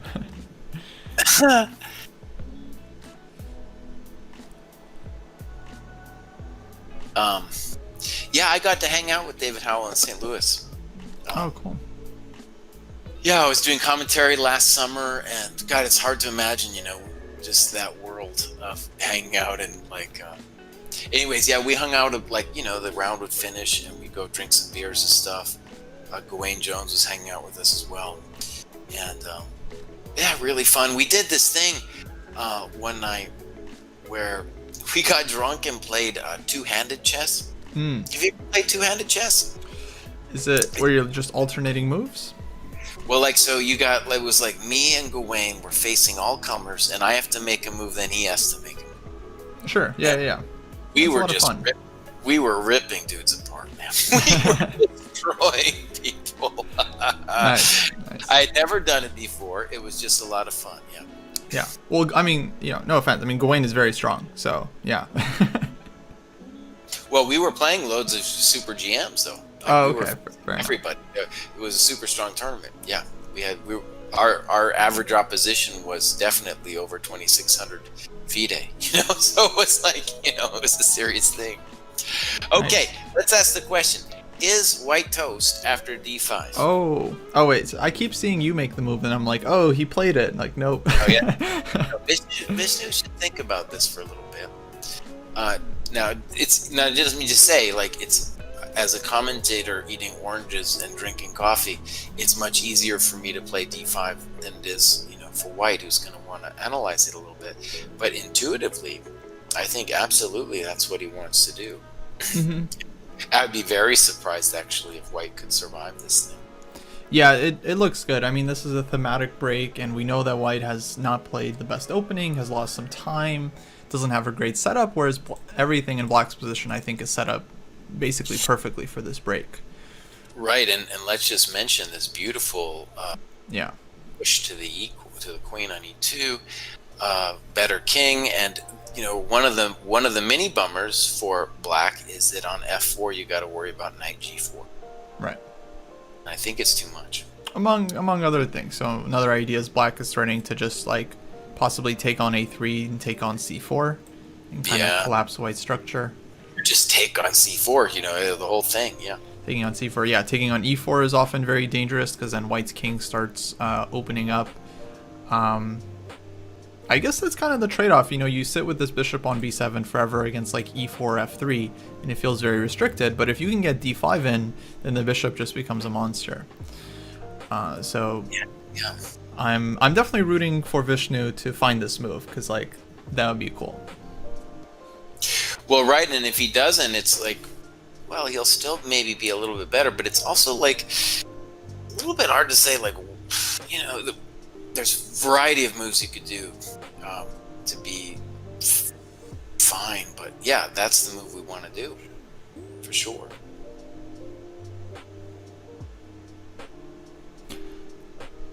Yeah.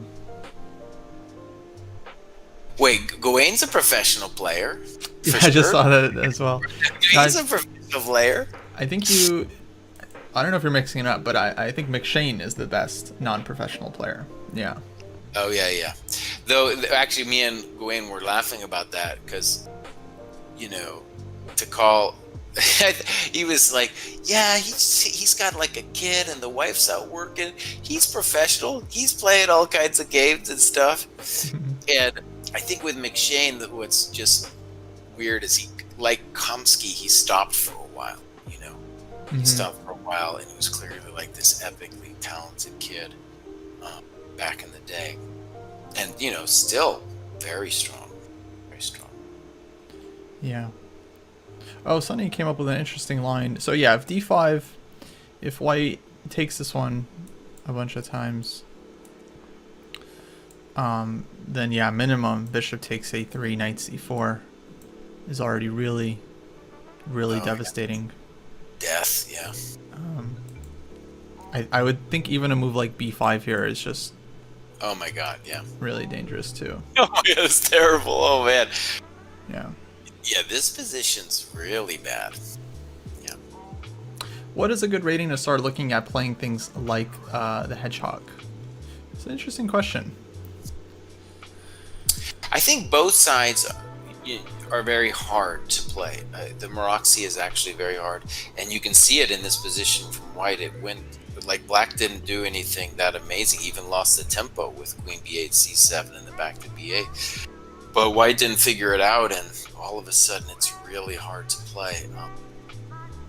And it's kind of a classical position where white has extra space, and like I've talked about in the videos I've done, is like playing with space is really one of the hardest things to master. So both, I think, are, I don't know how hard, I think it's actually harder to play against the hedgehog than to play with it. But one thing that's funny about it is it's true that it's being played less. It's like a classical structure where, yeah, people are following the trends of the top players, and it's not happening as much. I feel like I haven't seen it in a while. Though it's really like, I think, like, let's say a structure like the IQP or something like that, you should have a general sense of playing both sides and be, for the most part, comfortable with playing both sides. Yeah, and there are definitely some structures where even if you don't specifically play it, not having knowledge about what are some typical plans and stuff is gonna be bad, because eventually you will just get certain openings and you might fall into some of those positions, especially anything like IQP or like hanging pawns, anything like that. It's good to have a grip on it.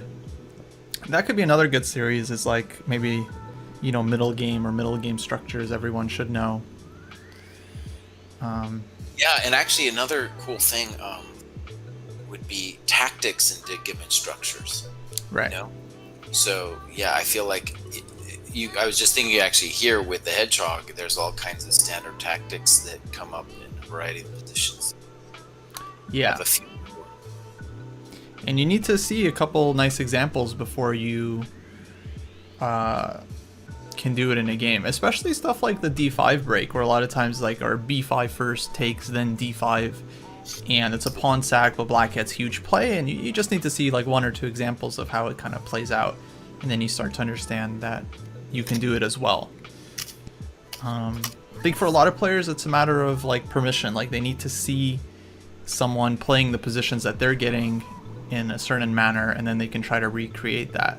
So if they see the exact pawn sack or like piece sacrifice in a different game, then they're much more likely to do it in their own game if they've actually seen something like that before. So for a lot of players it's a matter of being introduced to a lot of ideas. And I'm writing down these things you guys are saying, like mating patterns. I have a whole list of my own special dumb names for different mating patterns. Oh yeah. And people want to hear my dumb names. I got them aplenty. I like my dumb names. Yeah. I got the slice and dice. I got a lot of great names. Nice. By the way, thanks Quasi for the sub, supporting the show. Are we? Did we made 65, right? We did. We did. Nice. Pass pawn helped us to it. Yeah, yeah. Maybe we could go to the other game. Sure.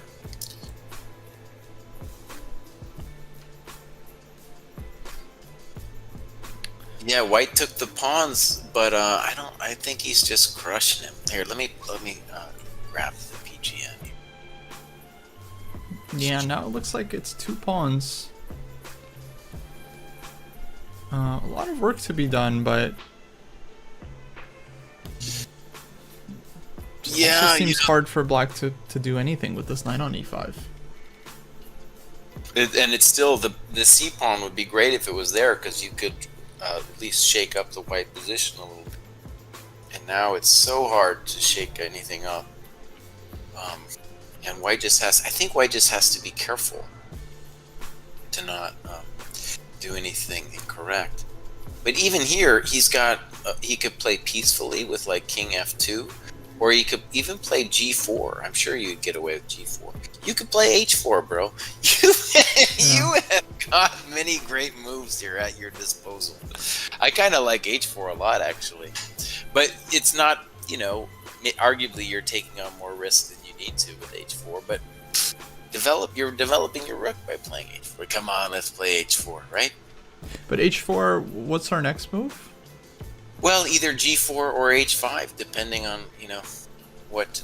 Yeah, I think probably G4. We're gonna play G4, King G2, and we're just gaining more and more space. Yeah, okay, G4, King G2, I'm totally on board. I was a little worried about like H5, G5, I thought is annoying. Right, and we could play G4 first. I'm sure that's playable too, but I was just like, well, I mean, I'm probably going to play H4 anyway, but I didn't even want to think about Queen H4. Yeah. I'm sure it's fine for me, but, you know, I didn't think about it. And H4, I want that rook on H1 to have a job anyway.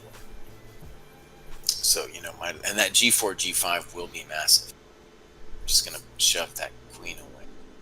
Right. Yeah. So nothing special here, just take more space, open up the H file, and I mean, maybe at some point just challenge for the C file and win the game this way. Dor says I already revealed all my stupid names. My made it 2 problems. Oh man. Dor remembers the slice and dice. Cool. When you say what is that pawn structure, and what game are we talking about?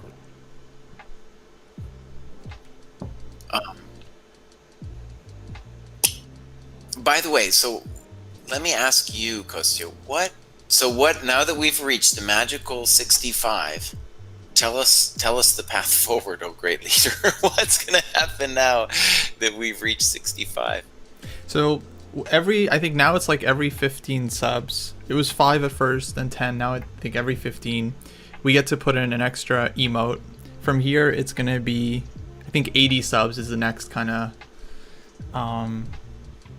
is the next milestone. By the way, Patient Chess says they're starting a Squire game now. Patient Chess, if you post that link in Discord, we'll open up the game.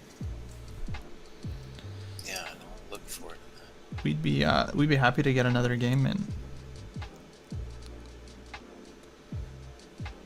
Cool. And Dor asked about the opening, so I flipped back, and I would call this a bishop f4, queen's gambit declined. And a6 is a little weird, but playable. But I like the way White played this. And knight d7 we're going to call a clear mistake because of queen c2. And I'm sure he dismissed that. And I thought queen c7 was more my speed, but Black definitely didn't prove anything here. This was bold by White, man. That was really bold. Just give me it. But we missed this. He played knight e5. Yeah, I mean, it's funny. Just like intuitively, I'm like, you don't need to take the extra pawn, but it was a pretty good pawn. Yeah, it was a pretty good pawn. Maybe I don't know if it made a difference, but my intuition here, instead of bishop e6, I guess he was saying rook ac8. We're just playing knight g4 anyway. Fair enough. Mhm. So, boom, boom, boom. That's just totally lost. Yeah. Okay, a couple questions from the chat. Bob was asking, can you give me some tips for chess? Bob, you got to be more specific. I mean, general advice would be play games, analyze those games, you know, solve puzzles, read books, watch videos, and, you know, you'll improve. Don't play too much blitz and bullet. But if you have specific questions, yeah, maybe we could try to help you out. And CH Tactician asks, what books do you recommend for learning the King's Indian? There are definitely lots of good books. I mean, one of the best books I think in the past couple of years was Ilya Smirin's book, King's Indian Warfare, which was a really interesting book because Smirin is just one of the great King's Indian players of all time. And he basically just made a collection of like thematic ideas in the King's Indian. It's not too theoretical of a book. It's more just focused on the middle games and like how to play the King's Indian. So I think that's a really good one. But there are also books that kind of cover more of the theory. And I think another approach would be to just choose a couple players that play the King's Indian and just go through some of their game collections and seeing some of their notes. So there are a couple like really nice players like Gligerich or Fischer was of course a big one. I mean, tons of King's Indian players, Bronstein, and like I think going through some of their games in the King's Indian will give you more of a deeper feel for the opening rather than just studying. I don't think studying the theory is really going to be enough because you need to understand how to play the actual middle games that you're going to be getting. Because when you play the King's Indian, it's like you're signing up for a worse position with attacking chances. So if you don't understand how to actually play that worse position, then the theory isn't going to be super useful for you. Okay, I'm gonna fight back on two. Yeah, go for it. If you're gonna name players, you got to start off with Kasparov. That guy was a King's Indian. You look at those games, you're gonna learn more than just about the King's Indian. That's like power chess. And second of all, I don't think you're worse when you play the King's Indian with attacking chances. Come on, give it credit, buddy. Yeah, you're not worse when you play the King's Indian. Give me a break. You're totally right. So Kasparov, well, of course he's a King's Indian legend. I just think if you're gonna start off with it, like if you're just starting out, I don't know if he's the best player to look at just because his games are very complicated. But definitely he's someone that you should study at some point. But no, I think black is worse in a lot of those positions. It's just that like, you know, it's hard to play perfect game as white, and so black gets chances. What's the one that you fear?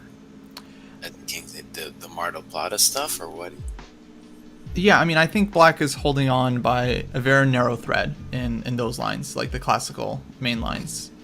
The problem is white's holding on by a very narrow thread. That's the problem, though. I mean, sure, it's a narrow thread, but it's a narrow thread for both sides. Yeah. Yeah, no, it's sharp. I mean, maybe we just mean different things when we say worst position. Okay. I don't know. But I feel like black is the one that has to like, I don't know, it's hard to say. Both sides have to know what they're doing, but I've always felt like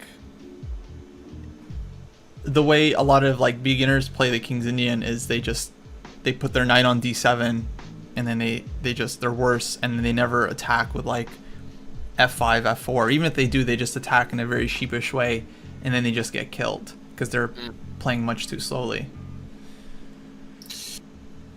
Totally true, and I think, you know, one of the key things about the King's Indian is you need to understand that your pawns are pointing towards the king's side, and it's time to go.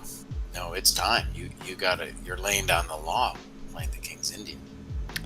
And yeah. I don't know if if you need Costa to tell you that in a video or me or whatever, but that's if you want to play the King's Indian, you know, that's what it's about. It's about mating a dude. That's really what it's about. There's no question about it. Yeah, you got to be willing to take risks. Well, yeah, we were looking at Eric's game against Vishnu a few weeks ago when he had that position. He was much worse. He had to play b5 pawn sack as like an only move thing to get counterplay. And yeah, that's the kind of thing I think you don't really learn from an opening book, but you learn it from studying the games of a player who's like, yeah, I have to play b5 here, otherwise I'm just lost. And then you kind of get that sense of like, yeah, when you're much worse in a position, you have to take risks and open things up. So we're getting in the Squire thing with Thad Stevens. I don't. Maybe it's on Lee Chess, but I'm not seeing it immediately on all the rapid games, at least. Oh, it's in the Discord chat. Okay. If you go to the general channel on the tournaments, I think Thad just posted it. Okay, let's see what we got. And let me see if I can bring that game up.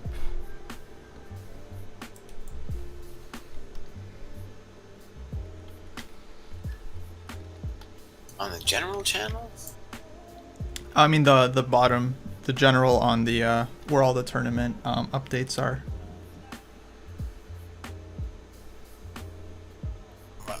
Oh, I see.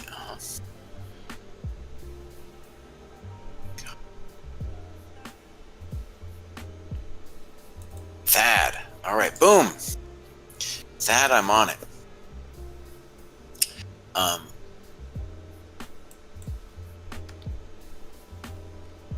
So, let me grab this and let's talk about whatever opening this is. Vishnu, by the way, did not play d5. It's very upsetting. And Countersparks did play h4, which, you know, that was the big move. So we're going to see. That's my update there. Boom. Let's see what happened with Thad. So Thad is in your group, right?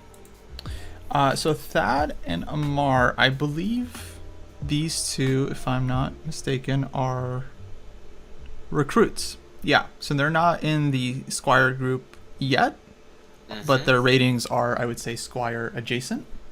Squire adjacent, okay. And they're two players. They were excited about the groups. They signed up for the application last month, and they just had their first lesson with Quirked yesterday. I don't know if these two were there, but they're part of the group that had access to that. So this will be my first time actually seeing these players play. Okay, and we have a question from CH Tactician. At one point you explain, I guess it's a question to me, why the Franco Benoni with an early knight c3 or Schmidt Benoni without c4 is even worse than the normal modern Benoni. Okay, sure, I can say a couple words. So, a variety of move orders here. I'm not exactly sure what we're saying, but for example, let's say here, I assume this is what we're talking about. And let's say e6 now. Of course, you could play c4 and go into a normal Benoni. And the bad news for Benoni players is even there, life is not easy. But what's happened also here is that knight c3 is very strong for white as well. It's a major bummer. Back in the last millennium, opening books would sometimes say that you could play this position and then play knight c6, d6, and get the knight out of there. Unfortunately, it more commonly happens that you just get mated. Because bishop g5 is coming very quickly, e4 is coming very quickly, bishop c4 is coming quickly, so it's a bit of a disaster.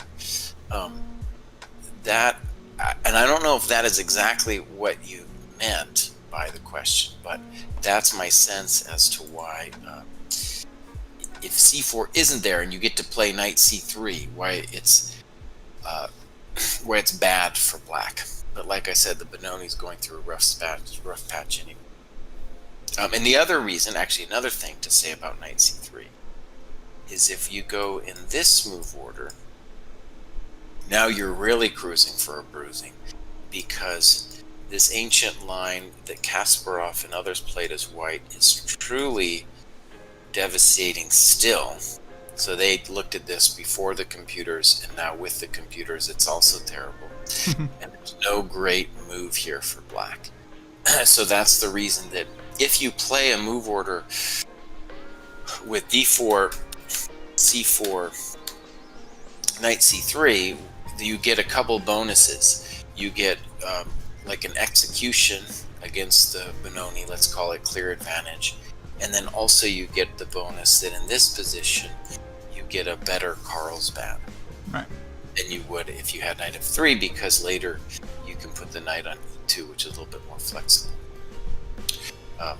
Right. Though the drawback, there's always a drawback, is you got to have something against bishop b4. But there's one thing I'll say about that, and maybe I'm going on a tangent, but one piece of sage advice is that you don't need to you get so many advantages by playing this move order that as long as you just have some system as white that you kind of understand, it's worth it. It's worth it. And as someone who's played the Nimzo, there's so many different things they can throw at you, and we're just playing an very strategically complex game of chess now. No matter what you. No, I would say that's the kind of the right way to meet the trade-off you were just mentioning. I think this is worth it. If you want a really sharp game, you can play f3 and it'll be really complicated. If you want something more like positional, you can play e3 or queen c2, and so there's kind of like something for everyone here. Even though objectively, like, okay, black is going to be fine everywhere. I actually missed a question from SCV Chess earlier. Can people in the 15 to 1800 rating range go right to the Sicilian, or should they be starting with e4, e5 as a defense to 1e4? So yeah, I mean, I don't think of 15 to 1800 players as beginners, so I imagine they've been playing chess for some time. I think beginners should start with e4, e5 just because it's like the classical stuff, and there's just so many like thematic ideas there that it just makes sense to treat that as like a starting point. But I really like the Sicilian, so I think people should switch to the Sicilian whenever. I think it's just like a great opening. It puts a lot of pressure on white. If white doesn't try to like kill the Sicilian, then usually black just gets like a very comfortable game, very comfortable position. I think it's just like a very combative opening, and one of the best responses against e4, I think, for most players.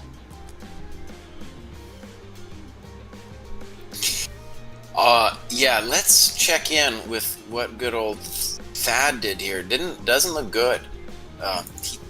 We got some funky stuff is going on in your Squire group here, Kosi. You better reprimand them here pretty quick. Hey, these are just the recruits. I take no responsibility. Bishop e7, have e4, knight f6. Oh, it's looking real grim here.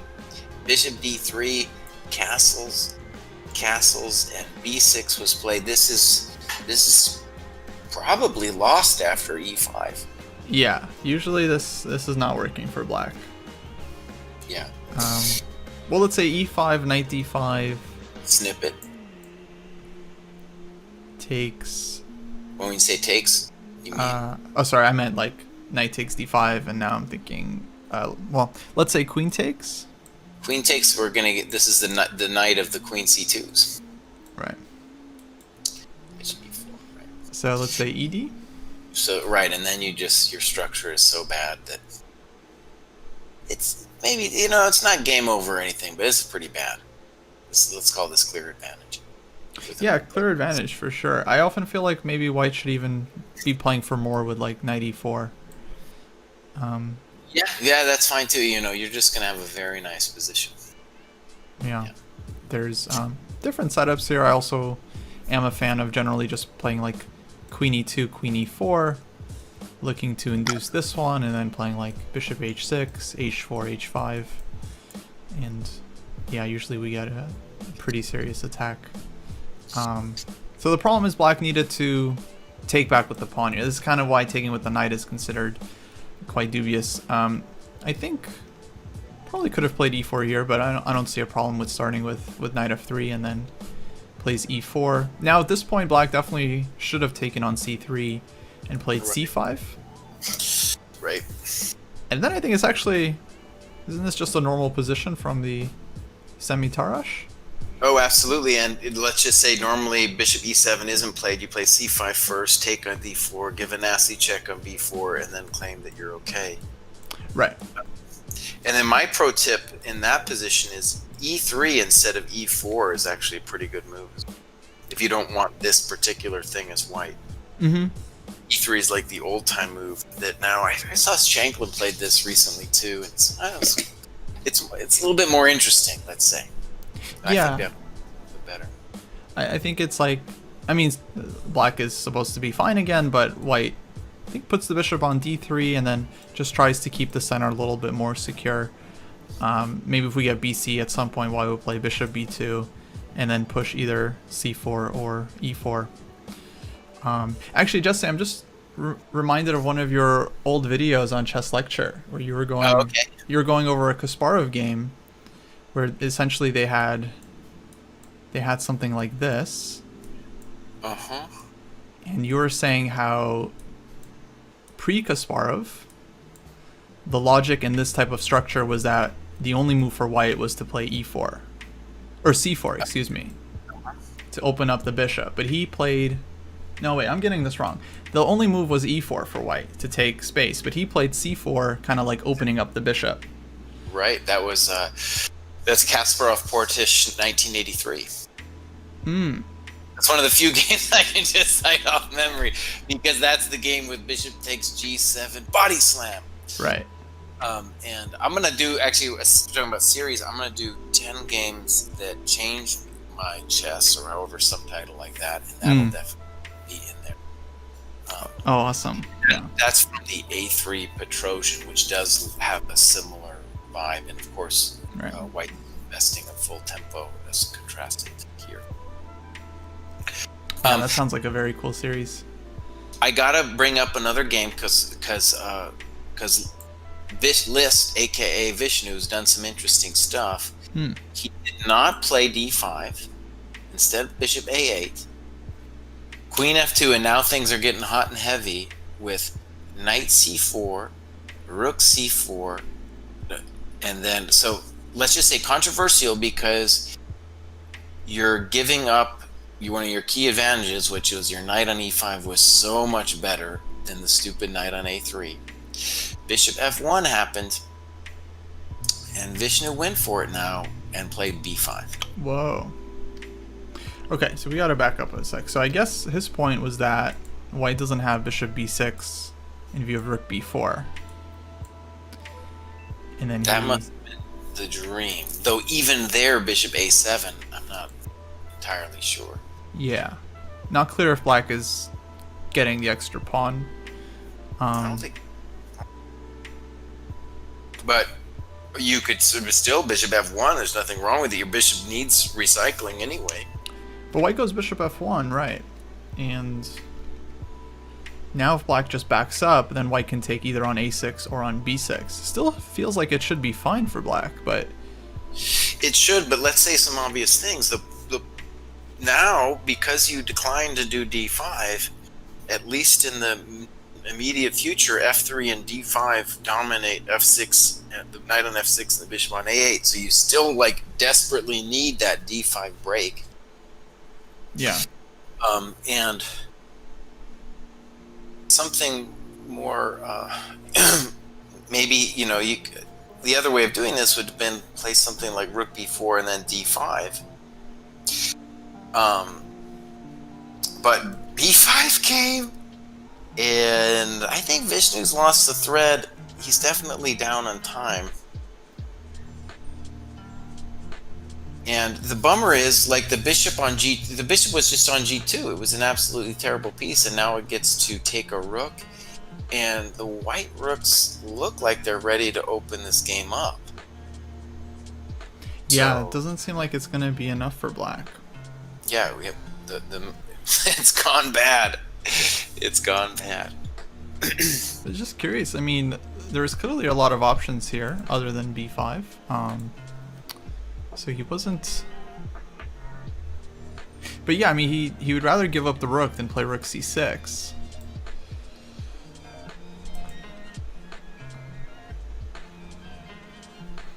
Well, yeah, I don't. I mean, okay, I'll just let me fight on black's behalf for a second here. So rook b4. I don't know if this actually works, but let me just try it. Right. It's okay. We'll take. Yeah, take it, and then My grief is that at some point soon you're going to play a3, right? That's my grief. Mm-hmm. So, and then if I go rook b3, I have to worry about bishop c4. Yeah, I guess he felt like he was having problems here.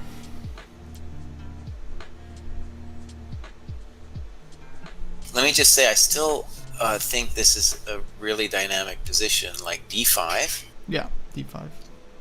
And if a3, I think I'm going to definitely consider rook b3. And I think the party goes on.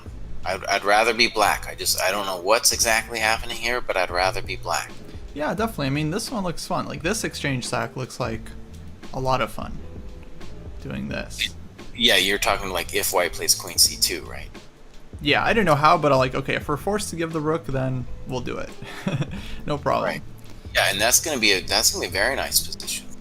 Yeah.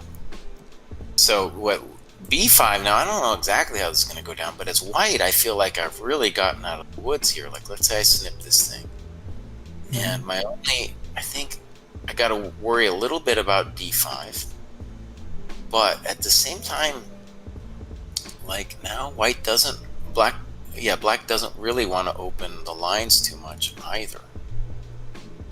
Yeah, well, probably bishop d4, right?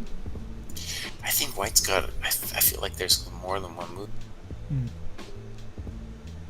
Bishop d4 is obvious as a thought, but even an annoying move like bishop a7 might be possible. That's a little weird. I'm gonna go ahead and call bishop a7 a little weird. I'm just saying.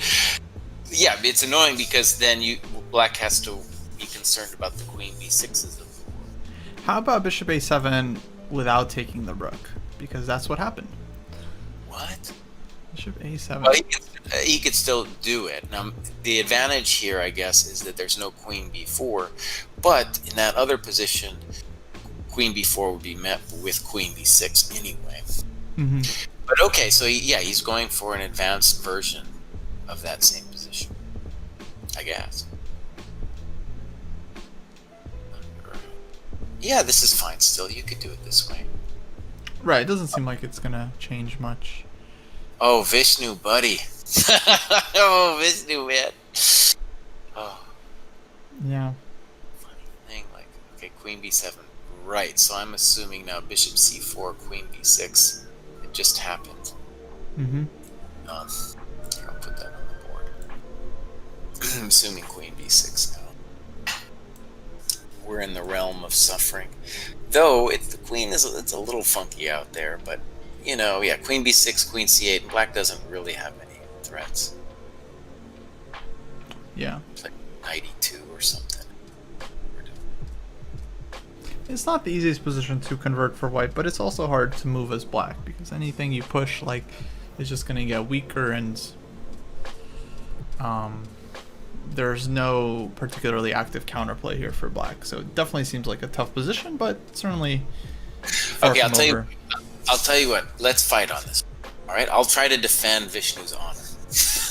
No, it's a bad thing because it's definitely like given what we had earlier, which was like obviously better for black, or at least I felt the position's a disappointment, and so the inclination is to say white is now better. But all right, you play. I'll try to defend his honor.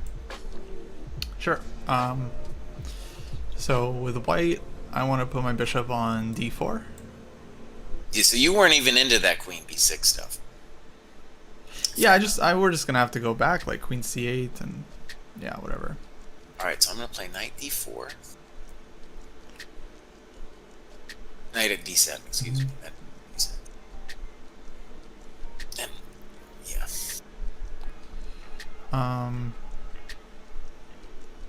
b3. Good move. Okay. If you demand, I must take. No.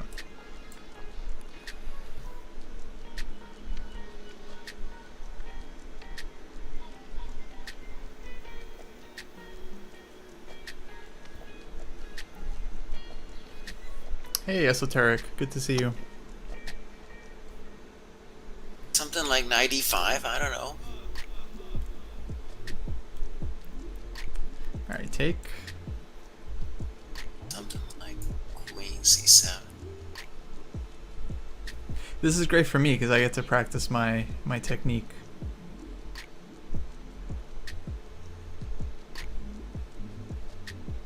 I guess one of the reasons I just wanted to play this out just a little bit, I mean, sure, both sides could have played differently, but I think there's a strong argument that Hedgehog players would make is that even if we're upset with the way things went before, we can still claim that Black has full compensation. Yeah. Because you don't want to play f4. d5 is still in the works, and if you take on e5, then the dark squares are ripped open. Right. This one is always like, yeah, just super strong in the position. Though I would consider taking here for the purposes of killing the light square bishop and just moving everything like. Good. Yeah. No, that's off. totally thought. I assume there's there's going to be both. I think both sides probably have multiple ways of playing this. For example, I don't have to do knight d7, but something like that comes to mind. And I assume. Well, by the way, if I was going to play d5, what was your intention? Were you going to take? So yeah, I think I would want to take and try to get the structure with ed5. And so if knight d5, like knight e4 or something. Yeah, so if knight d5, honestly I wasn't sure, because if knight d5, then is black playing queen d5 or ed? All right, I'll play.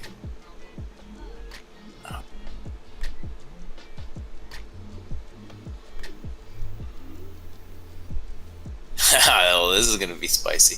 Okay, I'll play knight d5. Right. So if I take, I want to first try that. Yeah. So if this works for black, then I don't want knight d5. But I guess bishop g7. Okay, let's try queen f3. 3. Got to take. Right. So this is bad, I think. Because rook f1, bishop c5. Yeah. Oh, smokes. Yeah. Oh, bishop f6 wins maybe. Thank you, Icy. That's interesting. But I got bishop c5. Yeah, we go back. Well, Oh, I'm sorry. Oh, bishop e7. but now I'm okay. Okay. All right, so then we're not taking on d5. Then we go knight e4. Yeah. Well, okay. So the point is clear. This is very rich. White's gonna have to worry about the rook c8s and knight b4s of the world. Mm-hmm. So, anyways, yeah, it's still, and I don't know really after bishop d4, and White could do many different things too. Like the point I'm just making is it's still very rich, even though I do feel like, yeah, I feel like Definitely some play in the position. I mean, this is why I feel like it's not an easy one for White to just convert.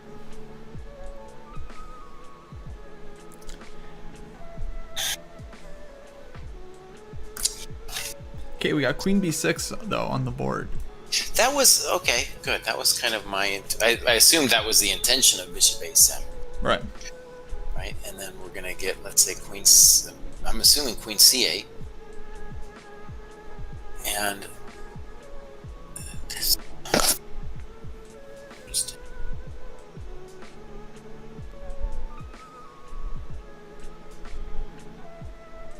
One thing too about this position is d5 at any moment really is pretty frightening. Mm-hmm. See, I usually don't get what the point of all this is if we're not winning the a-pawn or something. Right, so just the sample variation is like knight e2, knight d7, queen back somewhere, and then knight e5. Mm-hmm. Which, I don't know what's going on, but it scares me for white. It scares me a lot. Even d5 there was... Even d5, totally possible. That's yeah. right. So, in all those positions, actually, you could play it here, you could play it after knight d7. Really frightening all of a sudden. So that was funny, you know. By the way, I saw one of the biggest Twitter fights I've ever seen. My life goes to today. Vishnu's on, like, he's hot for the London players. He wants them to admit that they are wrong in, like, a moral sense. I'm serious. Like, he is on the warpath against these people. He thinks they are corrupt, you know. And in the same way, you get, like, heated political debates, and people are on both sides, and both sides are convinced that the other people are just, like, the worst, most terrible people in the world. Yeah, that's what Vishnu thinks about London players. So he went on this tirade, and, like, it got hot and heavy, and there was, like, the for and the against of the London, and people are chiming in, and feelings are getting hurt, and offense is being taken. And it's been going on for a while. It's like he had this battle, like this correspondence match with Say Chess, this guy from Mark, and that got heated, and it all started because he talked so much smack that Say Chess was like, "All right, bro, let's go to the mat on this one."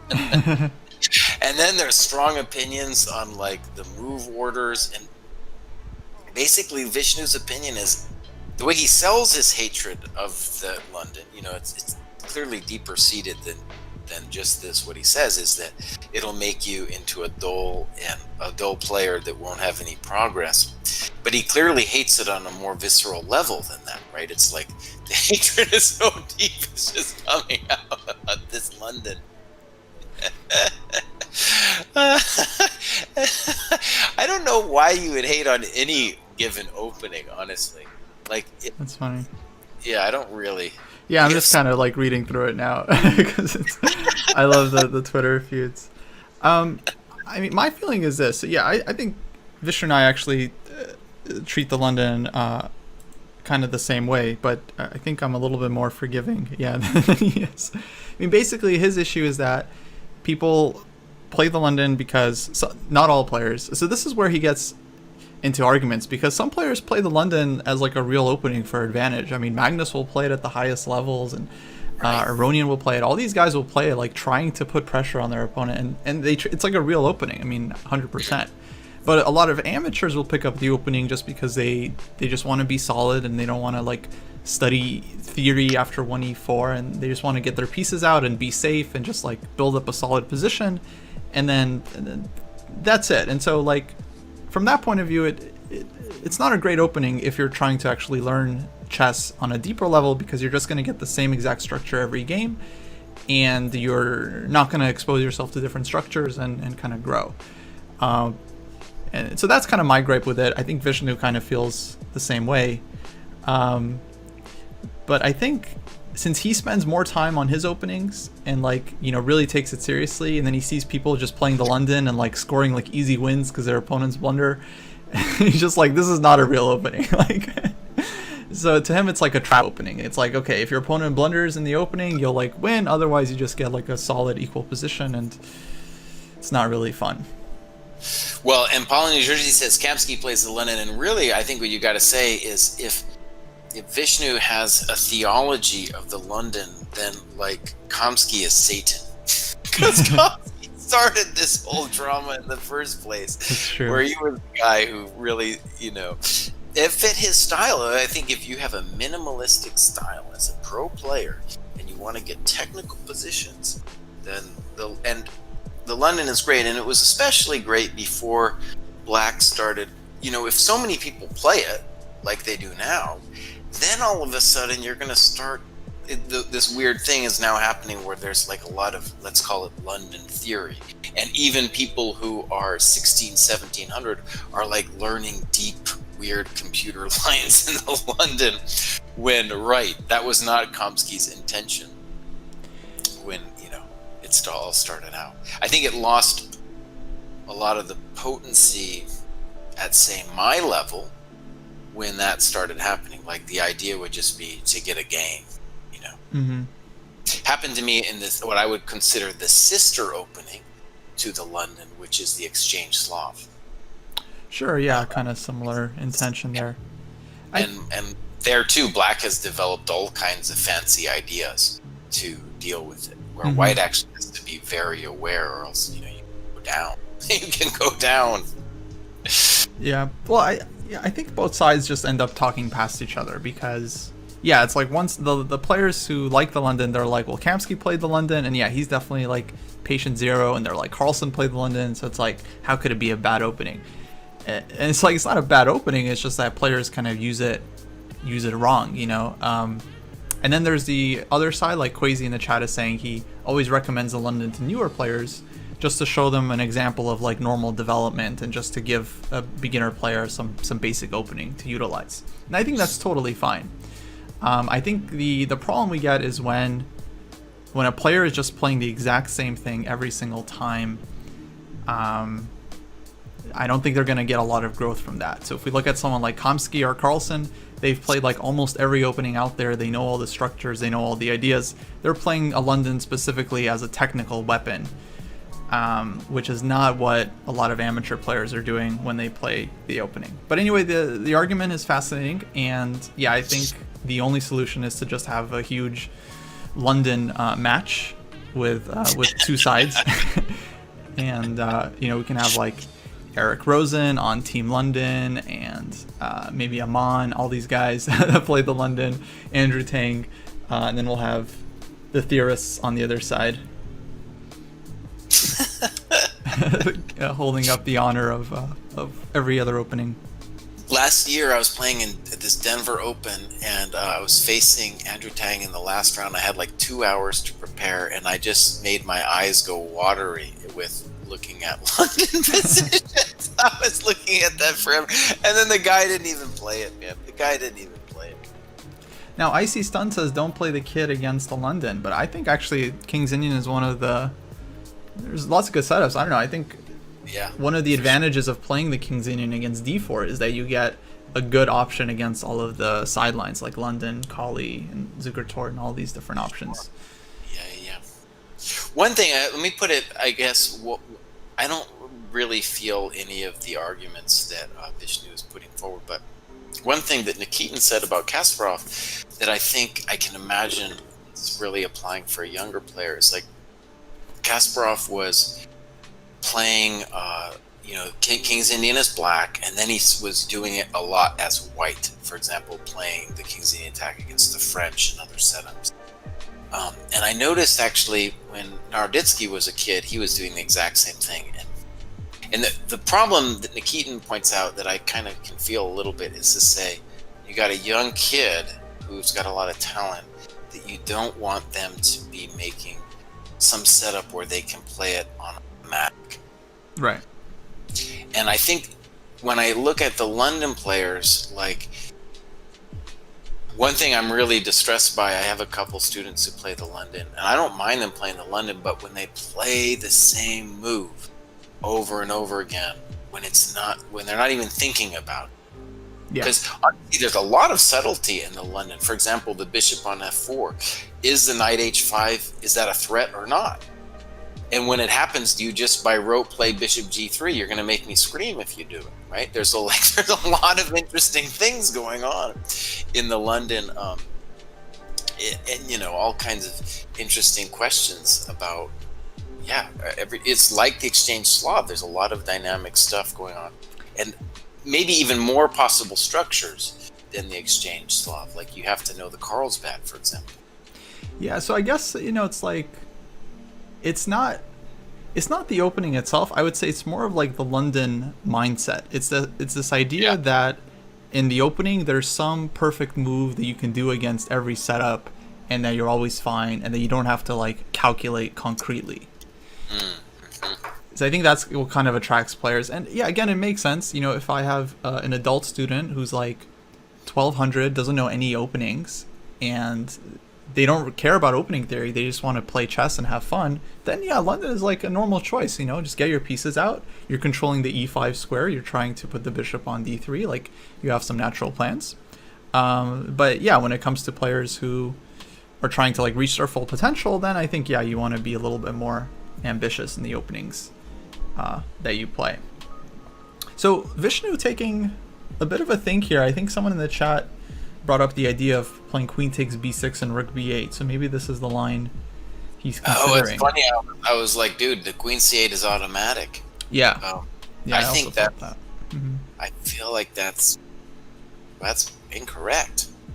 Incorrect to take on b2 for sure, because then white will exchange your rook too. You'll lose your rook. Oh, knight c7. Knight d7 now? That's what he played. Sorry, without trading queens. That's also weird to me. Okay, let's go back. Okay. Yeah, so wait, you were saying rook b8 and then bishop goes and then take rook b1? So let's say bishop e3 takes rook b1, and I'm going to get your rook.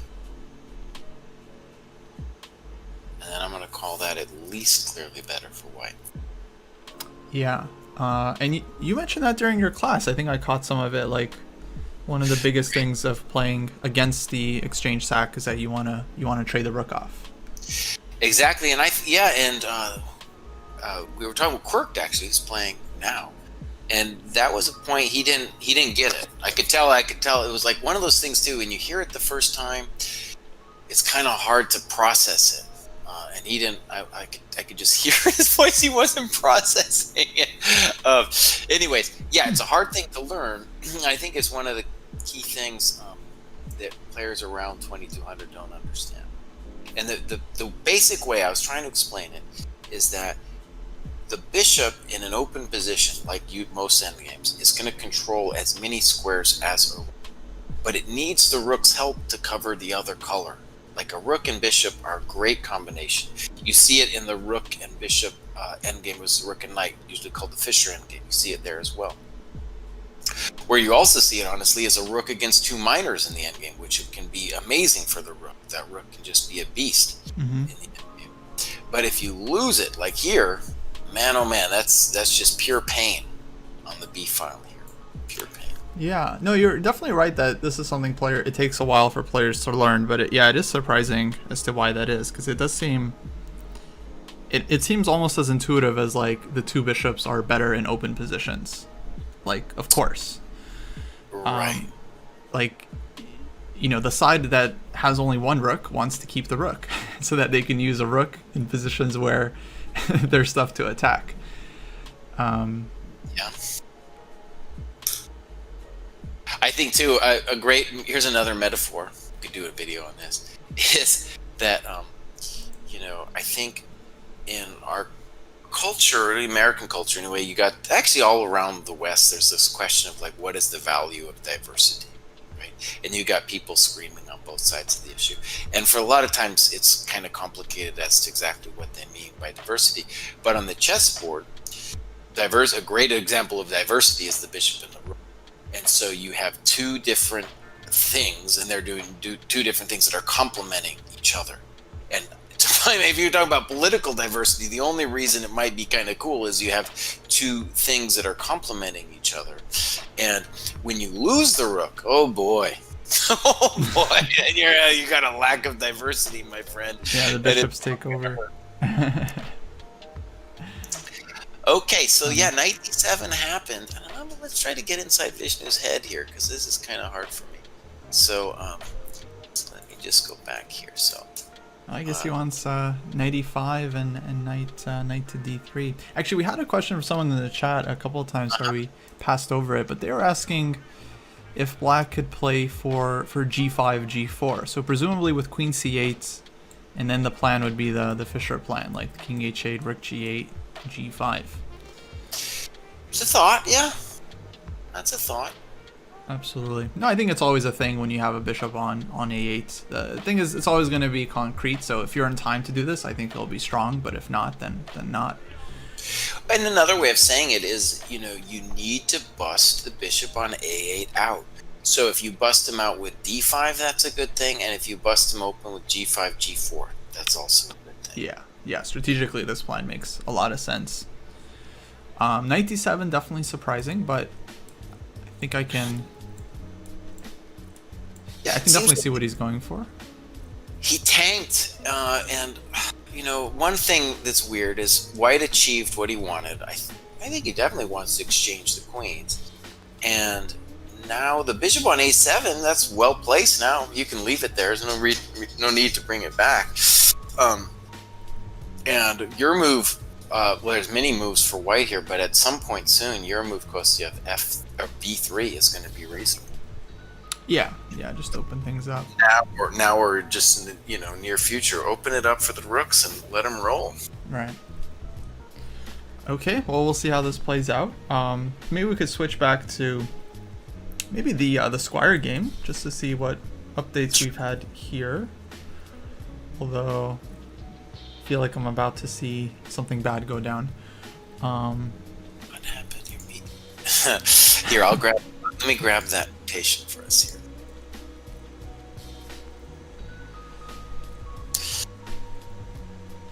Zap. And so when we left it around here, b6, e5 was played, and then queen e2. Seems like you don't need it. And then, something terrible did happen. Look at this. Uh-oh. Someone lost a rook with bishop e4, or they're being super clever. No, I think you just lost a rook, my friend. I guess on bishop e4 you could dream about playing bishop a6, but I don't think that's going to work out. I think there's more than one reason that's not going to work out. Yeah, so White is pausing here. Bishop e4 is not on the board. Probably he's calculating just to see if Black has anything. But yeah, intuitively it just feels like, okay, this rook is hanging for free. This rook is defended on f1. Therefore, White should be winning a piece somewhere. Yeah, but I think queen c2 is winning, but the easy way is to do it like this. And like Kostya said, we're up a piece. Yeah. c6 traps the bishop, but then there's no way to do anything because as soon as the knight moves, we're just getting out. So if Black goes back, I was thinking maybe he just retreats somewhere. But yeah, then we're just keeping the extra piece here too, most likely. Yeah. We got a question with queen takes b7, b3, and you have problems keeping the structure. And I assume we're talking about the Vishnu game. Mm-hmm. Or maybe we're not. No, I think that was, that one. Well, okay. We got some interesting moves on the board, actually, with Vishnu, and I don't know if I get it. Let's see if I can make sense of what's going on. I think we're going to get... Vishnu's got himself in a little time pressure here. Yeah, I feel like we should check back in with Quirked as well. Yeah, so let's just look at this. Rook d2. Not my first choice, I have to admit. And then knight e5. Wait, do you understand rook d2? What's the idea of rook d2?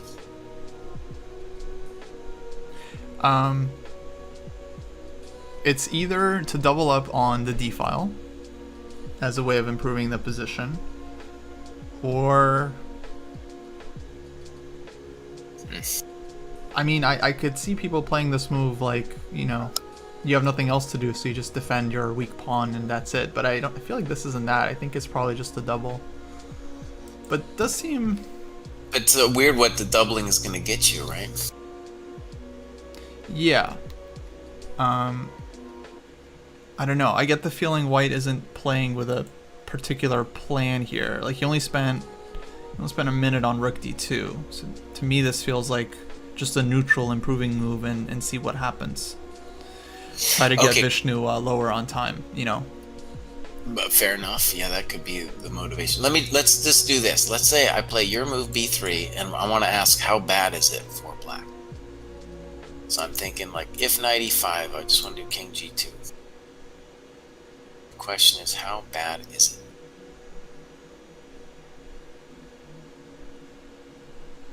My intuition is that it's lost, but Yeah. Yeah, it doesn't look fun. F5 doesn't really come with much of a threat. Right. If you could get F5 or something to work, then you could make me a believer, I think. But I don't see it. And white can probably is just trying to take, because knight takes, like, okay, bishop is covering e3, and so we can just play like knight a4 there or something. And Yeah, I just want to open the rooks. That's all I'm interested in. just open lines. There's there's always hope, but I think that's general. So yeah, knight e5 happened, rook f1, white's starting to play passively, and so I guess Vishnu's going to get back in this game here. Rook d2, knight e5, and rook f1. I can't countenance that move, Vishnu. I can't do it, buddy. SC2, buddy. Oh. Yeah, and he's playing quickly, and we've seen this actually as a problem in the Sunday night fights, is that people are playing not using their time wisely. Yeah. Because this was the moment where the structure has shifted. It's time to mellow out a little bit. By mellow out, I just mean like take a break and walk around the room or whatever you need to do, and then figure it out. Because now Vishnu's close to having, play. That's all the guy needs here. No, yeah, I think the longer white kind of drags this out, the more chances black gets. But at the same time, I understand where white's coming from, because if Vishnu starts spending 2 minutes on every move just to play like h6, rook c8, and so on, then yeah, he's just going to have like a minute left, and he's still going to be down in exchange, and then at some point, he's likely to blunder something. And actually, I would say the g5 move at this point certainly looks pretty good. I like g5 here. Yeah, for sure. It's just a good building move, too. You don't even need to have any crazy intentions of g4, though white will have to worry about it. A random question for you. At what level do you think a player can kind of learn this idea of playing g5 with a knight on e5? You know, because it's like a very weakening move. It's in front of the king, but of course it's like totally justified. At what level would you kind of show this idea to a student?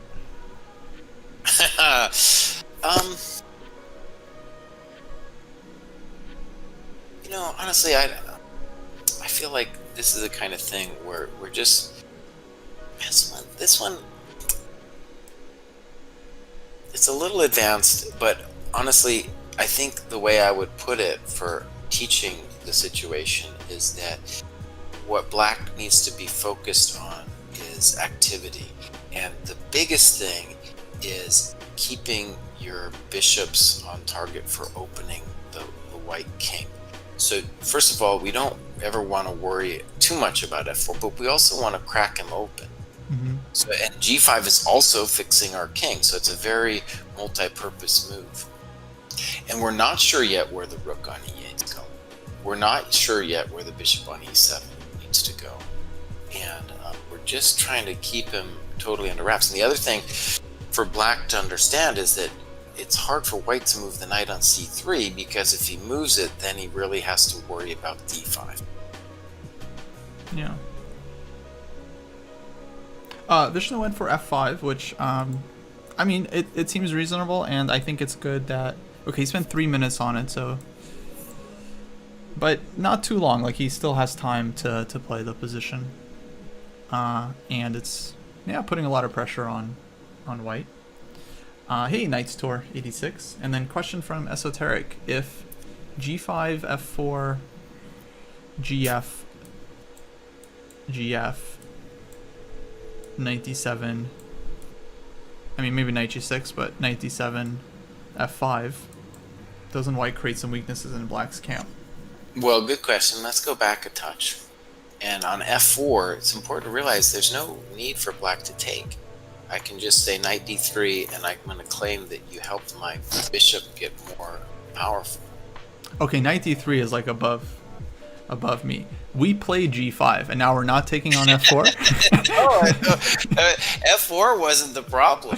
F4 was just like white weakening his e4 square, and now like we're going to really hone in on the king. Now, let's just say, taking on f4, totally a thought, but I don't want to give the rook any time of day And I don't think there's any concern here for us. Unless I'm missing something, I don't think there's a concern. Nice. And now, too, that we've played knight d3, we're going to be thinking about d5 even stronger now. We're really going to try to rip this thing open. That's really cool. Yeah, that was not obvious to me at all. I actually did feel like this isn't that bad for black, just because when white plays f5, they're opening up all of the dark squares. But I like just not taking much more now, I think. Because if we get this, then yeah, it's like we still get all the dark squares, but now the g file isn't open for white's rook. Right, there's a lot of evil things we could do here. Yeah. No, but as Jesse was saying, the main point behind g5, in a lot of positions, it's to stop f4. Like, we see this in the Benonian stuff. In the hedgehog, it's usually actually to play g4 and, like, open the diagonal. So this one definitely is more of an aggressive move. Thad Stevens won that game. We've had a couple easy victories. That was a little different from last week. So bishop b4, yeah, just resigns. Tough game for Amar GM, but hopefully he learns from this one. I'll have to send him a message, to remind him to take on d5 with the pawn. So I think it'll just an easier way to play the opening than with going for knight takes d5. The other two games, though, the time management, I have to say, is definitely quite good comparatively. Both players using their time. Yeah, that's definitely one of the main things I've been seeing, because I like playing through the games posted from the round robins, and I'll look at the timestamps, and yeah, people are like, getting losing positions with an hour and 20 minutes on their clock, and like we discussed last week, we think it's more just because it's hard to focus with online chess, but hopefully people can start to adapt and learn to spend more time in these games. Just thinking about f5, it is a very complicated move that Vishnu pulled out here. One basic question that would confuse me as black is, am I better? I would definitely be hopeful, because the trend of the game in the last couple moves has gone my way. But I would be uncertain about. I would be a little hesitant calling myself better. But in any case, like with g5, you throw it in white's court. It's just a nice building move. With f5, you're giving white a lot of options of just things to do. Okay, so let me just say, you could think about f4 and ef. You could think about sacrificing the exchange even with ef. And I don't know if this is the best move, but let me just point something out. Like, let's say ef, let's just say he takes our exchange. I'm not sure that... I don't know what's going on. I don't know what's happening here. And one reason I wanted to bring that fact up is that, like, I'm not at all sure what's happening anymore. And I brought it up because then, if black feels he's better, then you probably don't want to go down any of the messinesses like that f5 is gonna, conjure. Mm-hmm. It's very dramatic, of course, to play f5. And the other one is gonna be f4, and there's many different moves here. You got to worry about knight c6, but then knight c6 is in the way of everybody too. Yeah. So even if I just do a lame move like that, still pretty hot and heavy. But this is getting, what black has to worry about is he needs to stabilize the position, because if, let's say, you take, you could claim that your bishop, your pawns are beautiful and everything, but the white rooks are going to one day, start landing on open files. Yeah, this could get very messy after knight c5. Like, Yeah, I'm just not sure about what's going on. Yeah. So there's just like f5 creates a lot of opportunities. In fact, SC2 playing too fast. He's playing too fast. He does play f4, which at least gives some interesting questions as to what black wants. I'm gonna guess he thought knight c6 was just good, but it's pretty complicated. And the other thing maybe this is obvious, but on here, the problem is the disadvantage of this for black of EF is now white is going to open up the E file. And a positional threat, basically, that he has is going to make it difficult for you not to exchange the rook. Mm-hmm. That's going to be the problem. Maybe this is still fine for black, but it's a little messy. I would think that knight d3 was the intention. I mean, to me that looks like the most obvious move from black's point of view here. Knight c6 feels like a tempo that isn't all that useful because you block your own bishop. And you're just going to want to move the knight anyway. Okay, so let's look at knight d3. So I would predict knight d3 is going to happen, and then let's just say I take. You don't have to, but you just say we take. And now there's two moves, b3 and rook e2. They both look kind of nice. Let's just do the annoying one, rook e2. Isn't this really bad? Well, I was thinking black can get out just with king f8. Good. King f8, king f7, those things. Yeah. And then your next move is like moving the rook somewhere. So next, yeah, moving the rook, maybe rook d8 to support d5. But like this bishop is going to come back, and that's a nice blockade square. Yeah.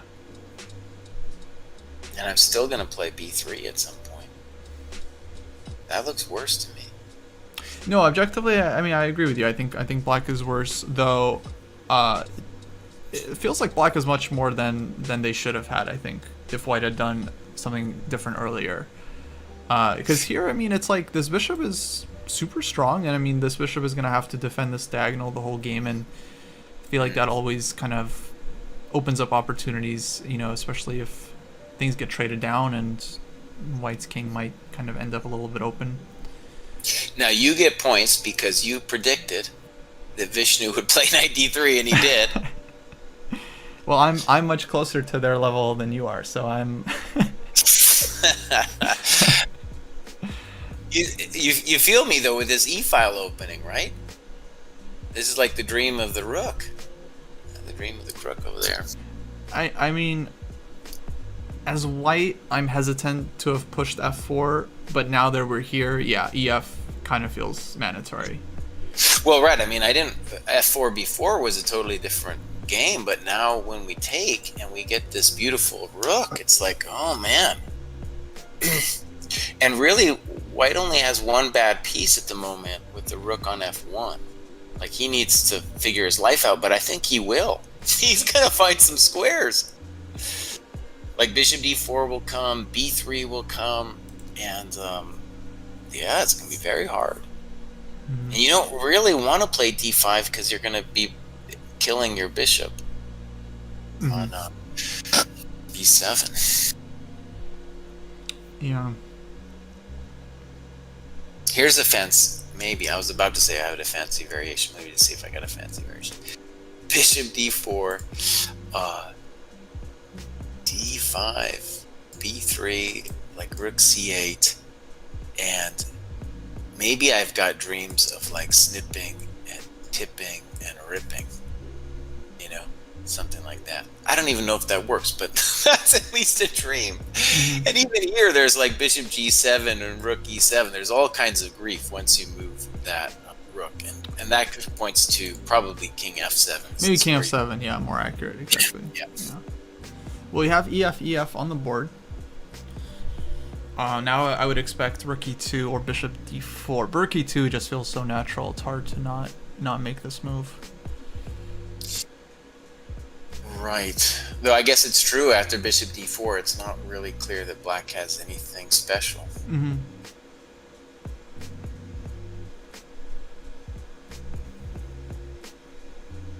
Vishnu, man, rough times. Okay, seems like Steve is probably going to be converting against Quirked. Position is looking... I mean, it wasn't easy, but he seems to have managed everything just fine, or maybe black just didn't have any ways of posing problems, but he went for h4, g4, and we got some minor piece trades. I feel like black had some hope, you know, with the. I guess people can see on the live boards some open space around white's king, but it seems like he had everything covered. I like this move rook h2 a lot. Here, let me pull it up. Just getting the rook off of h1 and covering c2. And yeah, now that all of his pieces are kind of in good spots, like rook h2, rook d1, pushing h5 to open up black's king even further. So we looked at this. h4 was the great move. Bishop f5, I thought that was black's best chance. Mm-hmm. And he snips it off. Okay. Rook h2. Oh, that was a sweet move. Yeah. Nice. Oh, that's smooth. That's a smooth move. King g7. Yeah, Very. I guess just to quickly point out, like black's dream was to play d4, you know, at some moment, open everything up, but now white just goes ed and there's nothing. So this was good technique. And I guess black took, and that looks completely bad. And gh rook h5 is on the board. Yeah. So now, I mean, things can still go wrong for white, but he would really have to mess up badly now that black's king is even weaker than white's king. So, I mean, it's never easy, you know, it's never easy, but black plays queen c2. We're down 2 pawns. 2. Yeah. Yeah, I don't know. I mean, I don't know. It's hard to give advice when you're losing, right? Like, what's the best way to lose the position? I'm definitely a believer in trying to give the opponent as hard a time as possible. You know, of course, trying to defend stubbornly, but also like giving them options. Like, you know, you give them the option between a great end game or a great middle game, and whatever they choose, they're gonna be winning. But at least they'll spend some time making that choice, and it gives you better chances later on to catch them somewhere. Are you trading queens here, or are you going? I think D4 there's or several moves that catch my fancy here. Queen d4 looks good. f5 is very interesting. Mm-hmm.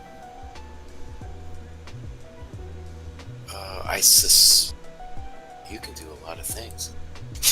You can do a lot of things. Queen d4 is too fancy, probably, because rook c4. I don't even want to think. I don't want to make it that complicated. Right.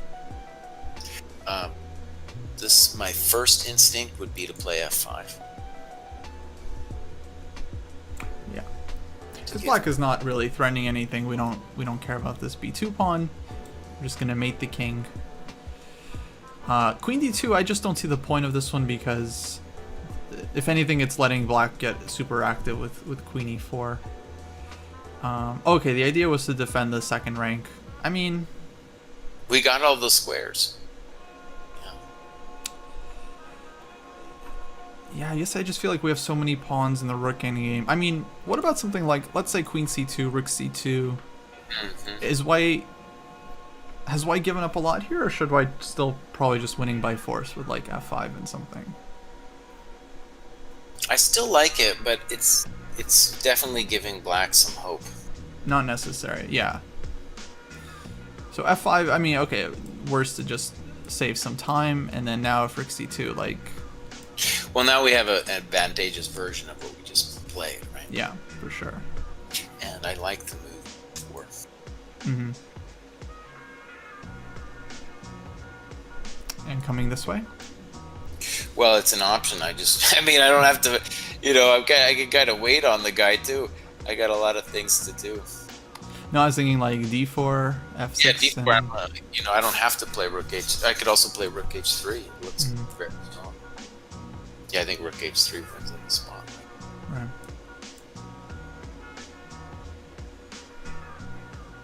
Yeah, I like f5, just forcing black to trade on their own terms. Well, we have rook g5 check. Okay. Yeah, so we'd expect king f8. Oh, maybe he wants queen a3. That's probably clever. Though Then you're gonna have to do something about the rook on d1 after the weird like rook c5. Right. Black plays rook c5. Yeah. I believe white will find something here. It's just more scary than I wanted it to be.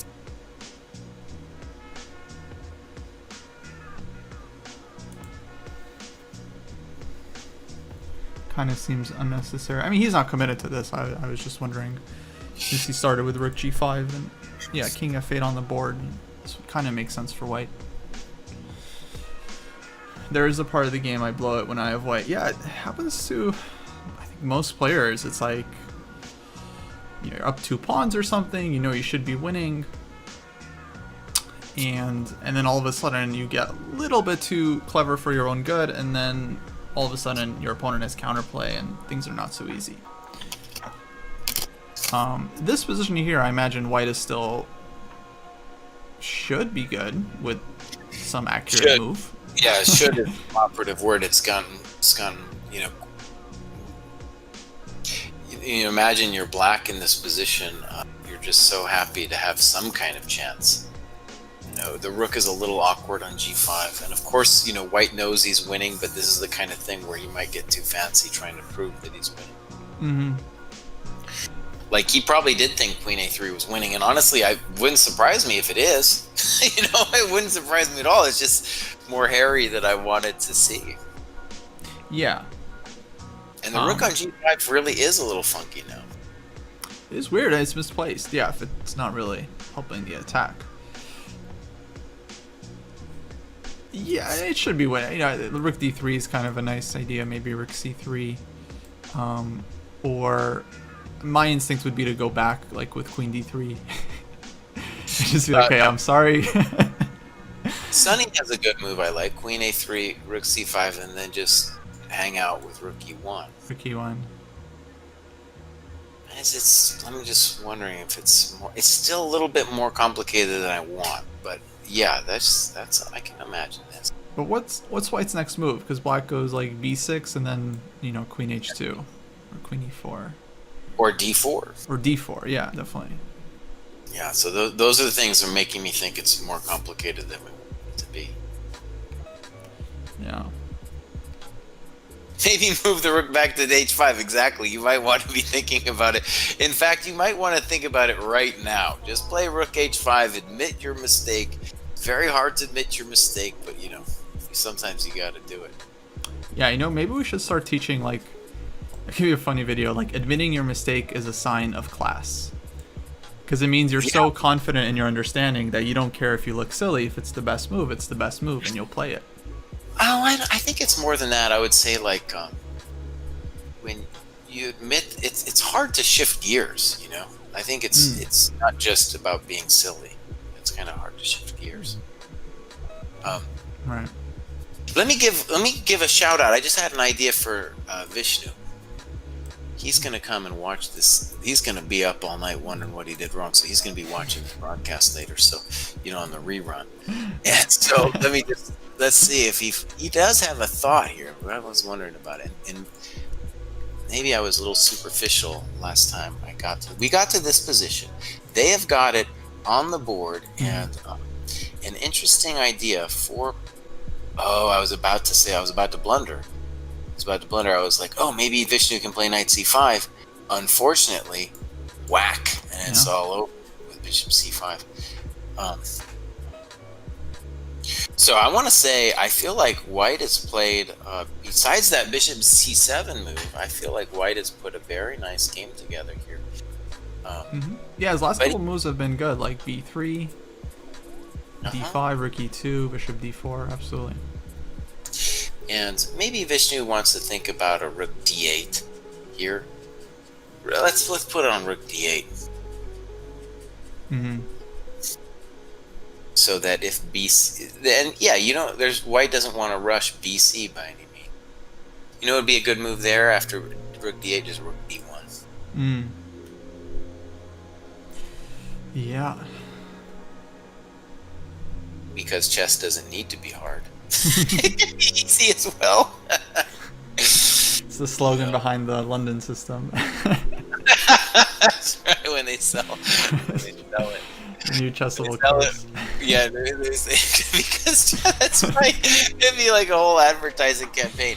Because chess doesn't have to be hard, or rather, because chess shouldn't be hard.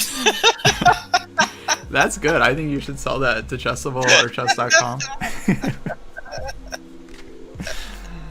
Gonna have a lot of buyers on that. I should do this as a joke video. Because chess shouldn't be hard. What aren't there? I feel like there's multiple products in my lifetime that have been marketed that way. Like something shouldn't be hard. Oh yeah. I'm trying to think of one. Yeah. Was it Geico? So easy a caveman could do it. Yeah. That was the whole point.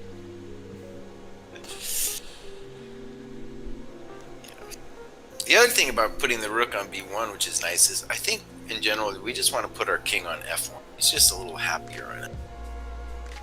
Mm-hmm. But definitely rook d8, Vishnu. You got to play rook d8, buddy.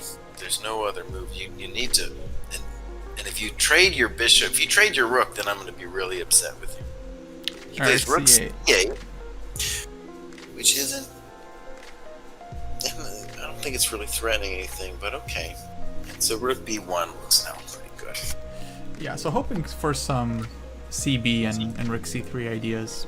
But rook b1 kind of deals with that nicely. Yeah, now the king has a square on f1. And I guess there's a dream. I don't think it's going to work, but there's a dream of knight c1 here. But I just think this is happening. Yeah, you're just not in time for any fanciness with rook c3 because I'm snipping. Yeah. e7. So yeah, rook b1 I think is a no-brainer because that's we have two pieces we need to improve, the king and the rook, and for sure the rook looks good on b1. Right. And hey, we got Bubba in the chat. Shout out to Bubba from the Warrior group. The Dutch because the f5 break shouldn't be hard. That's right. Oh, we got all kinds of slogans coming out now.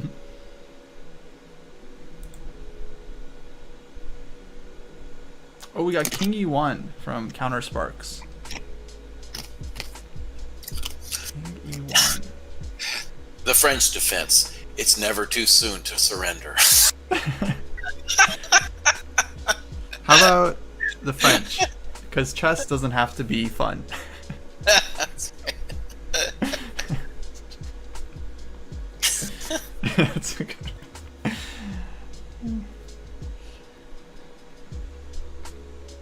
There's no opening I actually despise. I think like a lot of people are upset by openings that feel symmetrical or dull. And my experience of those games is, in fact, they always turn out to be very interesting. Like I honestly feel that the Berlin is an incredibly interesting opening. Yeah. So many people hate on it. It's just like, get over it. You're the one who has the problem. The Berlin isn't the one with the problem. SC2's thinking about this one. No, I think you actually nailed it in your video, like the path to improvement. It's like, yeah, it's not the game that's become dull, it's your understanding. It's like you've slowed down, so you need to like kind of rediscover what makes chess interesting. One of the best ways of doing that, I think, is like actually learning a new opening is a great way to get out of a rut. Just introduce yourself to some new positions. Now, I didn't say I was down with bad moves, SCP. But G4 is probably playable, though I wouldn't do it. Here, I'll show you guys something fun, actually. This is getting out of a rut. So, a lot of players will play knight f3, g3. Excuse me. They'll do knight f3 and g3 no matter what. And I was doing commentary last year in St. Louis, and this kid played e6, g3, g5. And this was against Christian Chirilla, and it looked... Christian was white, and it looked at first sight, I'm just like, what? But the more I got into it, I was like, oh, this is actually totally viable. This makes sense. Yeah. And I was like, oh, I'm in love with this. And the game went like here, here, I think h3, and dude just took it, and I guess it was bishop or the rook, I can't even remember, and bishop g7 followed by d6. D6 might have come first too. I don't think it matters too much, and black has a totally interesting and fun position. Wow. Very surprising. Very surprising. That's for you, SCV, that G4 is okay. A3, you know, you're breaking the rules with A3. You are breaking the rules, but there are a surprising number of positions where A3 is useful. Yeah. Yeah. It is. That is. Yeah. A3 is. You know, I'm not. This one is totally viable for black. This G5, but A3, you're just doing some funny business. Oh, here. So in that debate, let me ask you something. In that debate on the Twitter thread, it was getting hot and heavy, and this one guy was saying to me, he was like a defender of the London. And first of all, one of the things that upsets me about these London people, and I think this comes from Eric Rosen videos, is they are obsessed with playing bishop f4 early. And my mama said that knights go before bishops. That's what she said. And so I don't understand this bishop f4. I'm like, you're getting real fancy with me. Anyway, so this guy, I don't know. And you know what? Because Vishnu mentioned me on that thread, I'm getting like 8 notifications every 5 minutes because they're like just killing it over here. Indrek Reiland, I guess from Denmark or something. And he's got this whole, and it gets really opinionated on what the ideal setup is. Let me see if I can read this and you can explain it to me. Sure. So he says, this is what you got to do. He says you got to play d4, d5, bishop f4. I don't know why that has to come first, but he's very serious about it. c5, and this, by the way, the c5 thing is all because Shanklin did this video, and people are like, now you got to do this. And so, of course, Vishnu's playing the c5 is like the refutation or something. Right. It's getting very hot and heavy over here. And then he wants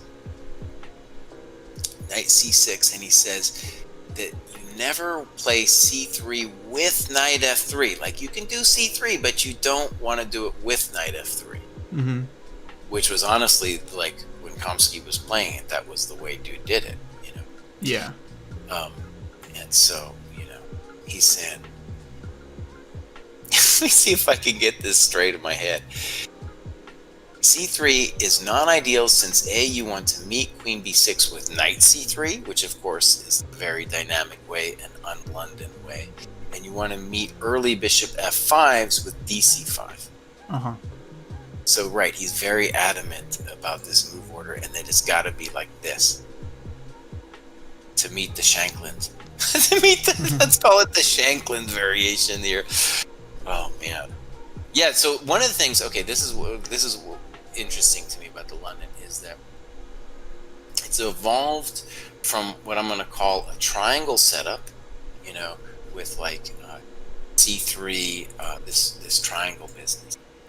And for London players, it really is like a security blanket that they get that triangle situation, or at least a lot of them. To now one where people are turning on the computer, and the computer doesn't want to play c3, right? The computer wants to do some dynamic stuff with, the knight c3s, which for a lot of the old London players are just like, no, I can't put my knight on c3. I just can't do it. Anyways, they're forced to evolve but it's based on like what the computer's saying, if you feel me, right? Yeah. And then they get these weird positions that they don't actually understand, which was the whole point of the London, was you had a sense of what was going on. Right. No, I think that's one of the bigger problems in just studying openings today. Yeah, it's like, especially the engine will tell you to make some random move, you get some random position, but it's not connected with some kind of deeper plan. As I think most good openings are. You need some kind of long-term vision for what you're playing for. If you're an e4 player, you're usually trying to build the kingside attack. If you're more playing like a closed system or something more positional, you're trying to take space, you're trying to get your knight on e5, maybe pushing on the kingside. There's some kind of fundamental plan that you're playing for. But if you're just relying on these like concrete lines by the engine, then it's like, there's some nice traps in the position, but it's not you're not building a structure. So yeah, it's kind Okay, of SCV is like, or we got these comments. Problem with knight f3 is you freeze the f pawn. c5, knight c6, queen b6 is a known equalizer. Dude, let me fight on that a little bit. Let's say I play knight f3. I'm convinced, by the way, that this is, if you're going to do this, knight f3 is totally fine. c5, c3, and I have a real threat. I'm threatening dc5. We have a reverse Slav position, and yeah, black to move. If you play cd, well, then we get a Slav, exchange Slav. Mm-hmm. If you play e6, I'm going to say, well, at least your bishop on c8 isn't getting out anytime soon. And if you play knight c6, you got to wonder about dc5. So I'll fight back. How about knight f6 on move 2 for black? Okay, that's fine, but that is not the Shanklin system. Oh, I see. Right? Knight f6, right? Sure. And then you want to play, after bishop f4, you want to play c5 here. Yeah, I mean, I'm not sure exactly what Shanklin recommends, but... Yeah, he's got this whole thing about 2c5, and I think that's what... And against knight f3 as well? I think so, yeah. Oh, okay. So, yeah, I've always thought the key point is that in these lines... if we've played knight f3 here instead of knight d2, then after queen b6, queen b3, black has this c4 idea. And by the way, I feel like this position is really interesting for white. It seems like ridiculous. Well, the first time I saw this, I was like, no way, bro. Because, you know, I'm a tempo fiend. I'm a tempo fiend. It's really hard for me to do this. But I was looking at this, and this is the kind of position that if you want to play it, as long as you understand what's going on, you are a dangerous man. Mm-hmm. And the problem for black is the queen on b6 doesn't make any sense anymore. Right. c4 was definitely a little bit controversial, and there's a variety of simple plans that white has. You know, with h3, knight d2, bishop e2. If you want to, you can think about bishop d1, c2. You can think about b3. There's a lot of play going on for black now. And I did this a couple times on just blitz games as black, and I realized, oh, it's actually like, probably is equal. The computer will say it's equal, but then there's some interesting strategical stuff happening. Yeah, no, I think it goes further. I think black likes black here. But yeah, I mean, in practice, white does fine because they have all these pawn breaks with b3 and e4, and then yeah, sometimes black just gets caught in the center with all of these breaks. Right. Knight h5 is definitely a big move here. Someone was saying this is Shanklin's recommendation for this line. That definitely it makes sense. So yeah, I've always thought that was kind of the difference, where as if white had played like this, then queen b3, queen b6. Sorry. Yeah. Knight d2. Yeah. Oh, knight d2 first. I get it. And then so black doesn't have bishop f5 anymore. That's the idea, buddy. That's the point. Yeah. Okay. That's funny. Or maybe that's not the only point, but that's always the point that I understood as to why knight d2 is more accurate. And then yeah, maybe there are some benefits to going dc5, like here or something. Oh, and then get this. So my student Joel, who I did not coach him on this one, check out what he did. He actually came up with a real bomb here, and this was some video that he watched. You ready for this, buddy? e4. Oh, e4. He played this against Vishnu, and Vishnu took it like a fool. And after d5, he has a horrendous Albin. Right. Yeah, it's pretty fun. Yeah, and then he was, I think, knight c3, queen d2, castle's long, and white was in the business. And then, you know what? He's on this is a good example of his tirade against the London. He was like, my opponent did this to me, and it was so unfair because it's not really a London. And it's precisely his complaint about the London players that they don't think outside the box. And here we have this interesting move with e4. Yeah. No, I mean, it's like, because that's what makes these arguments just so hilarious. It's like, Yeah, it's like it's not really a London system. It's just white played bishop f4 on move 2 and then went off on some other line. So it's like, yeah, it doesn't say anything about the London. Uh, but London players will take this win as like, see, the London system is good, even though they would never play e4 in their life, and they don't see it as like part of the opening. Now, IC has an interesting problem, and I just want to address it. So e6, totally, and honestly, I thought that's, if I was black for sure, that's what I would have done too. But white can claim that you've got a small edge in this position because it's like a French where you play c5 in the French, and it's not necessarily great because you're down some time. Yeah. Mm. Oh man, I love these battles. Okay, we have a result. Counters Works won against Quirked. Quirked's been having a rough run of things, and this is actually he's lost twice with that 92 against the King's Indian, and both of those were really tight and interesting games. And this one, well, he got outplayed from the beginning, but really blundering with that Queen C2. Yeah, it was a big pawn blunder, then just never was able to get back into it. I mean, I actually think it was getting a little bit dicey towards the end here when he got like Queen B4 check and then in King F2. And, okay, he blunders the rook with Rook C2, but yeah, he was running low on time here. But I feel like this position is not... I don't think white has... an immediate like threat here, so maybe black could have just gone d4 and really made some issues for white.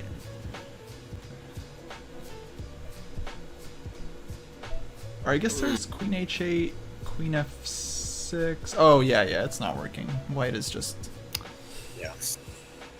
white is just too All right, I gotta go pretty soon, but let's check up on Vishnu one last thing. Yeah, He's got playing sharp. a trick, and I have a suggestion for us. Costa, when we finish, let's, if we could, let's go to, let's raid Josh Friedel. Let's do it. Yeah, let's raid him. Is he streaming yet? I think he is. He's streaming right now. Yeah. Oh, awesome. I'm having trouble finding my life here. Okay, here we go. I just want to, I'm going to see what Vishnu did. It looks like he's toast, but weird things have happened in the game that I don't entirely understand. So let's see what happens. So, right, EF happened. B3, good move. D5, Rook E2, King F7, Bishop D4, Rook C8. Now it got a little weird. Instead of Rook B1, Knight D1 happened. D1. Bishop B4, Knight B2.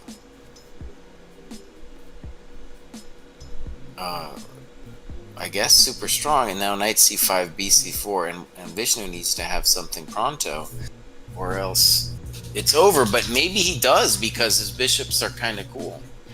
Bishops are very open. Yeah, I would say this one is not yet decided. The time is a problem. He's down to 5 minutes against 20, so that'll be very tough for black. I mean, it probably, the bummer is it probably is decided though, just because the rooks have got so many files, and the knight on B2 is dreaming about going to E5, right? Yeah, that's a bummer. So if DC Knight C4, 96, why we'll have 95 check. Yeah. But let's say black goes back. Bishop F2, white is playing? You got multiple moves here.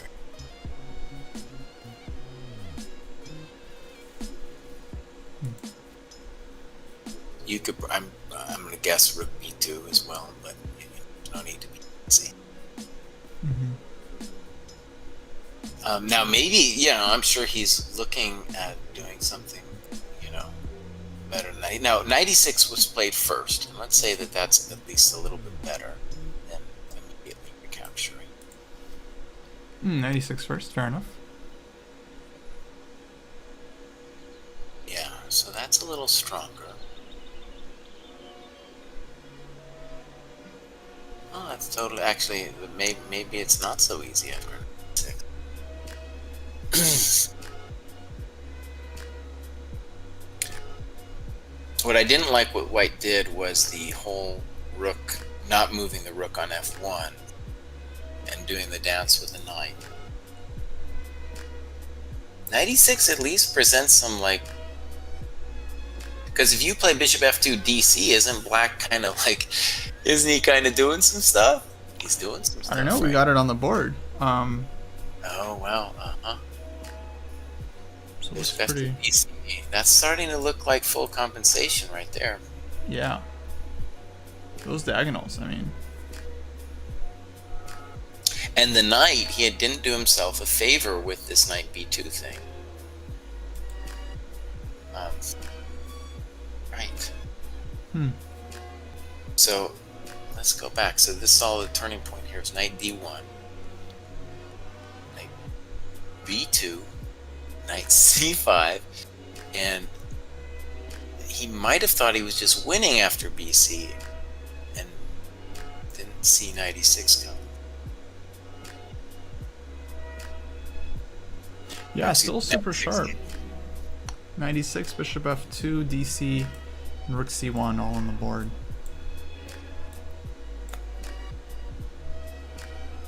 So black can think about c3. Black can probably play, maybe play bishop d5. On bishop, okay, so this is the problem. Oh, right, on bishop d5 we play cd because we're hitting the rook.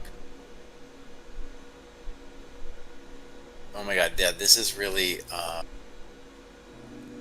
maybe White's just winning, honestly. There's like technical problems here that Black needs to solve.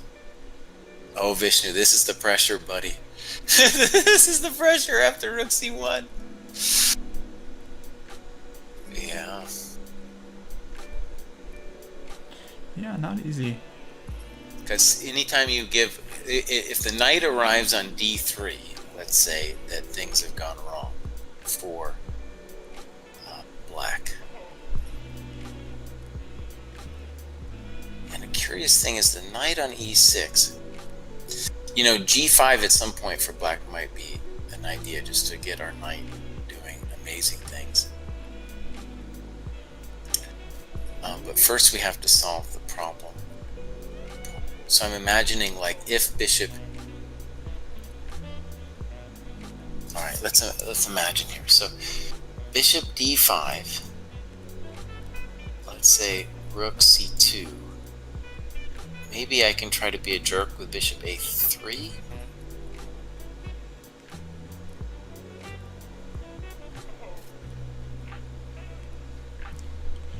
Knight c4 anyway. Oh, good move, yeah. I have a feeling there's maybe more than one thing wrong with it too. So. Well, rook e5 also a move, yeah, I think so. Bishop d5, rook e5 could be.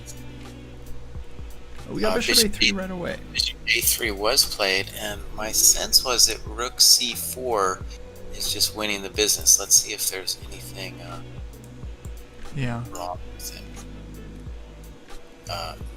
Wait a second. Bishop a3, yeah, that's what we got on the board. And rook c4, that looks winning to me. Yeah, this looks kind of done. Alright guys, I'm going to sign off, and then what's really going to happen is that SC2 is going to blow, because that's what's happened every time. Yeah, as soon as we call a game. As soon as we call it, yeah. This one I have faith. Now actually it seems like White, now it's like a very clean exchange. The king is not getting mated. Now it feels like White has a time edge. Okay, this one I'd be really surprised, yeah, if White doesn't win this one. Alright, Vishnu, Kosti, I gotta go to bed. Do you want to hang on, or do you want to raid Mr. Friedel now? I think I'll hang out. I'll hang out for a little bit. There are a couple questions in the chat, and then I'll raid Josh. Alright, no, I really enjoyed it. Let's do this next Sunday, and yeah, cool. Alright, Thanks, Jesse. Have a good one.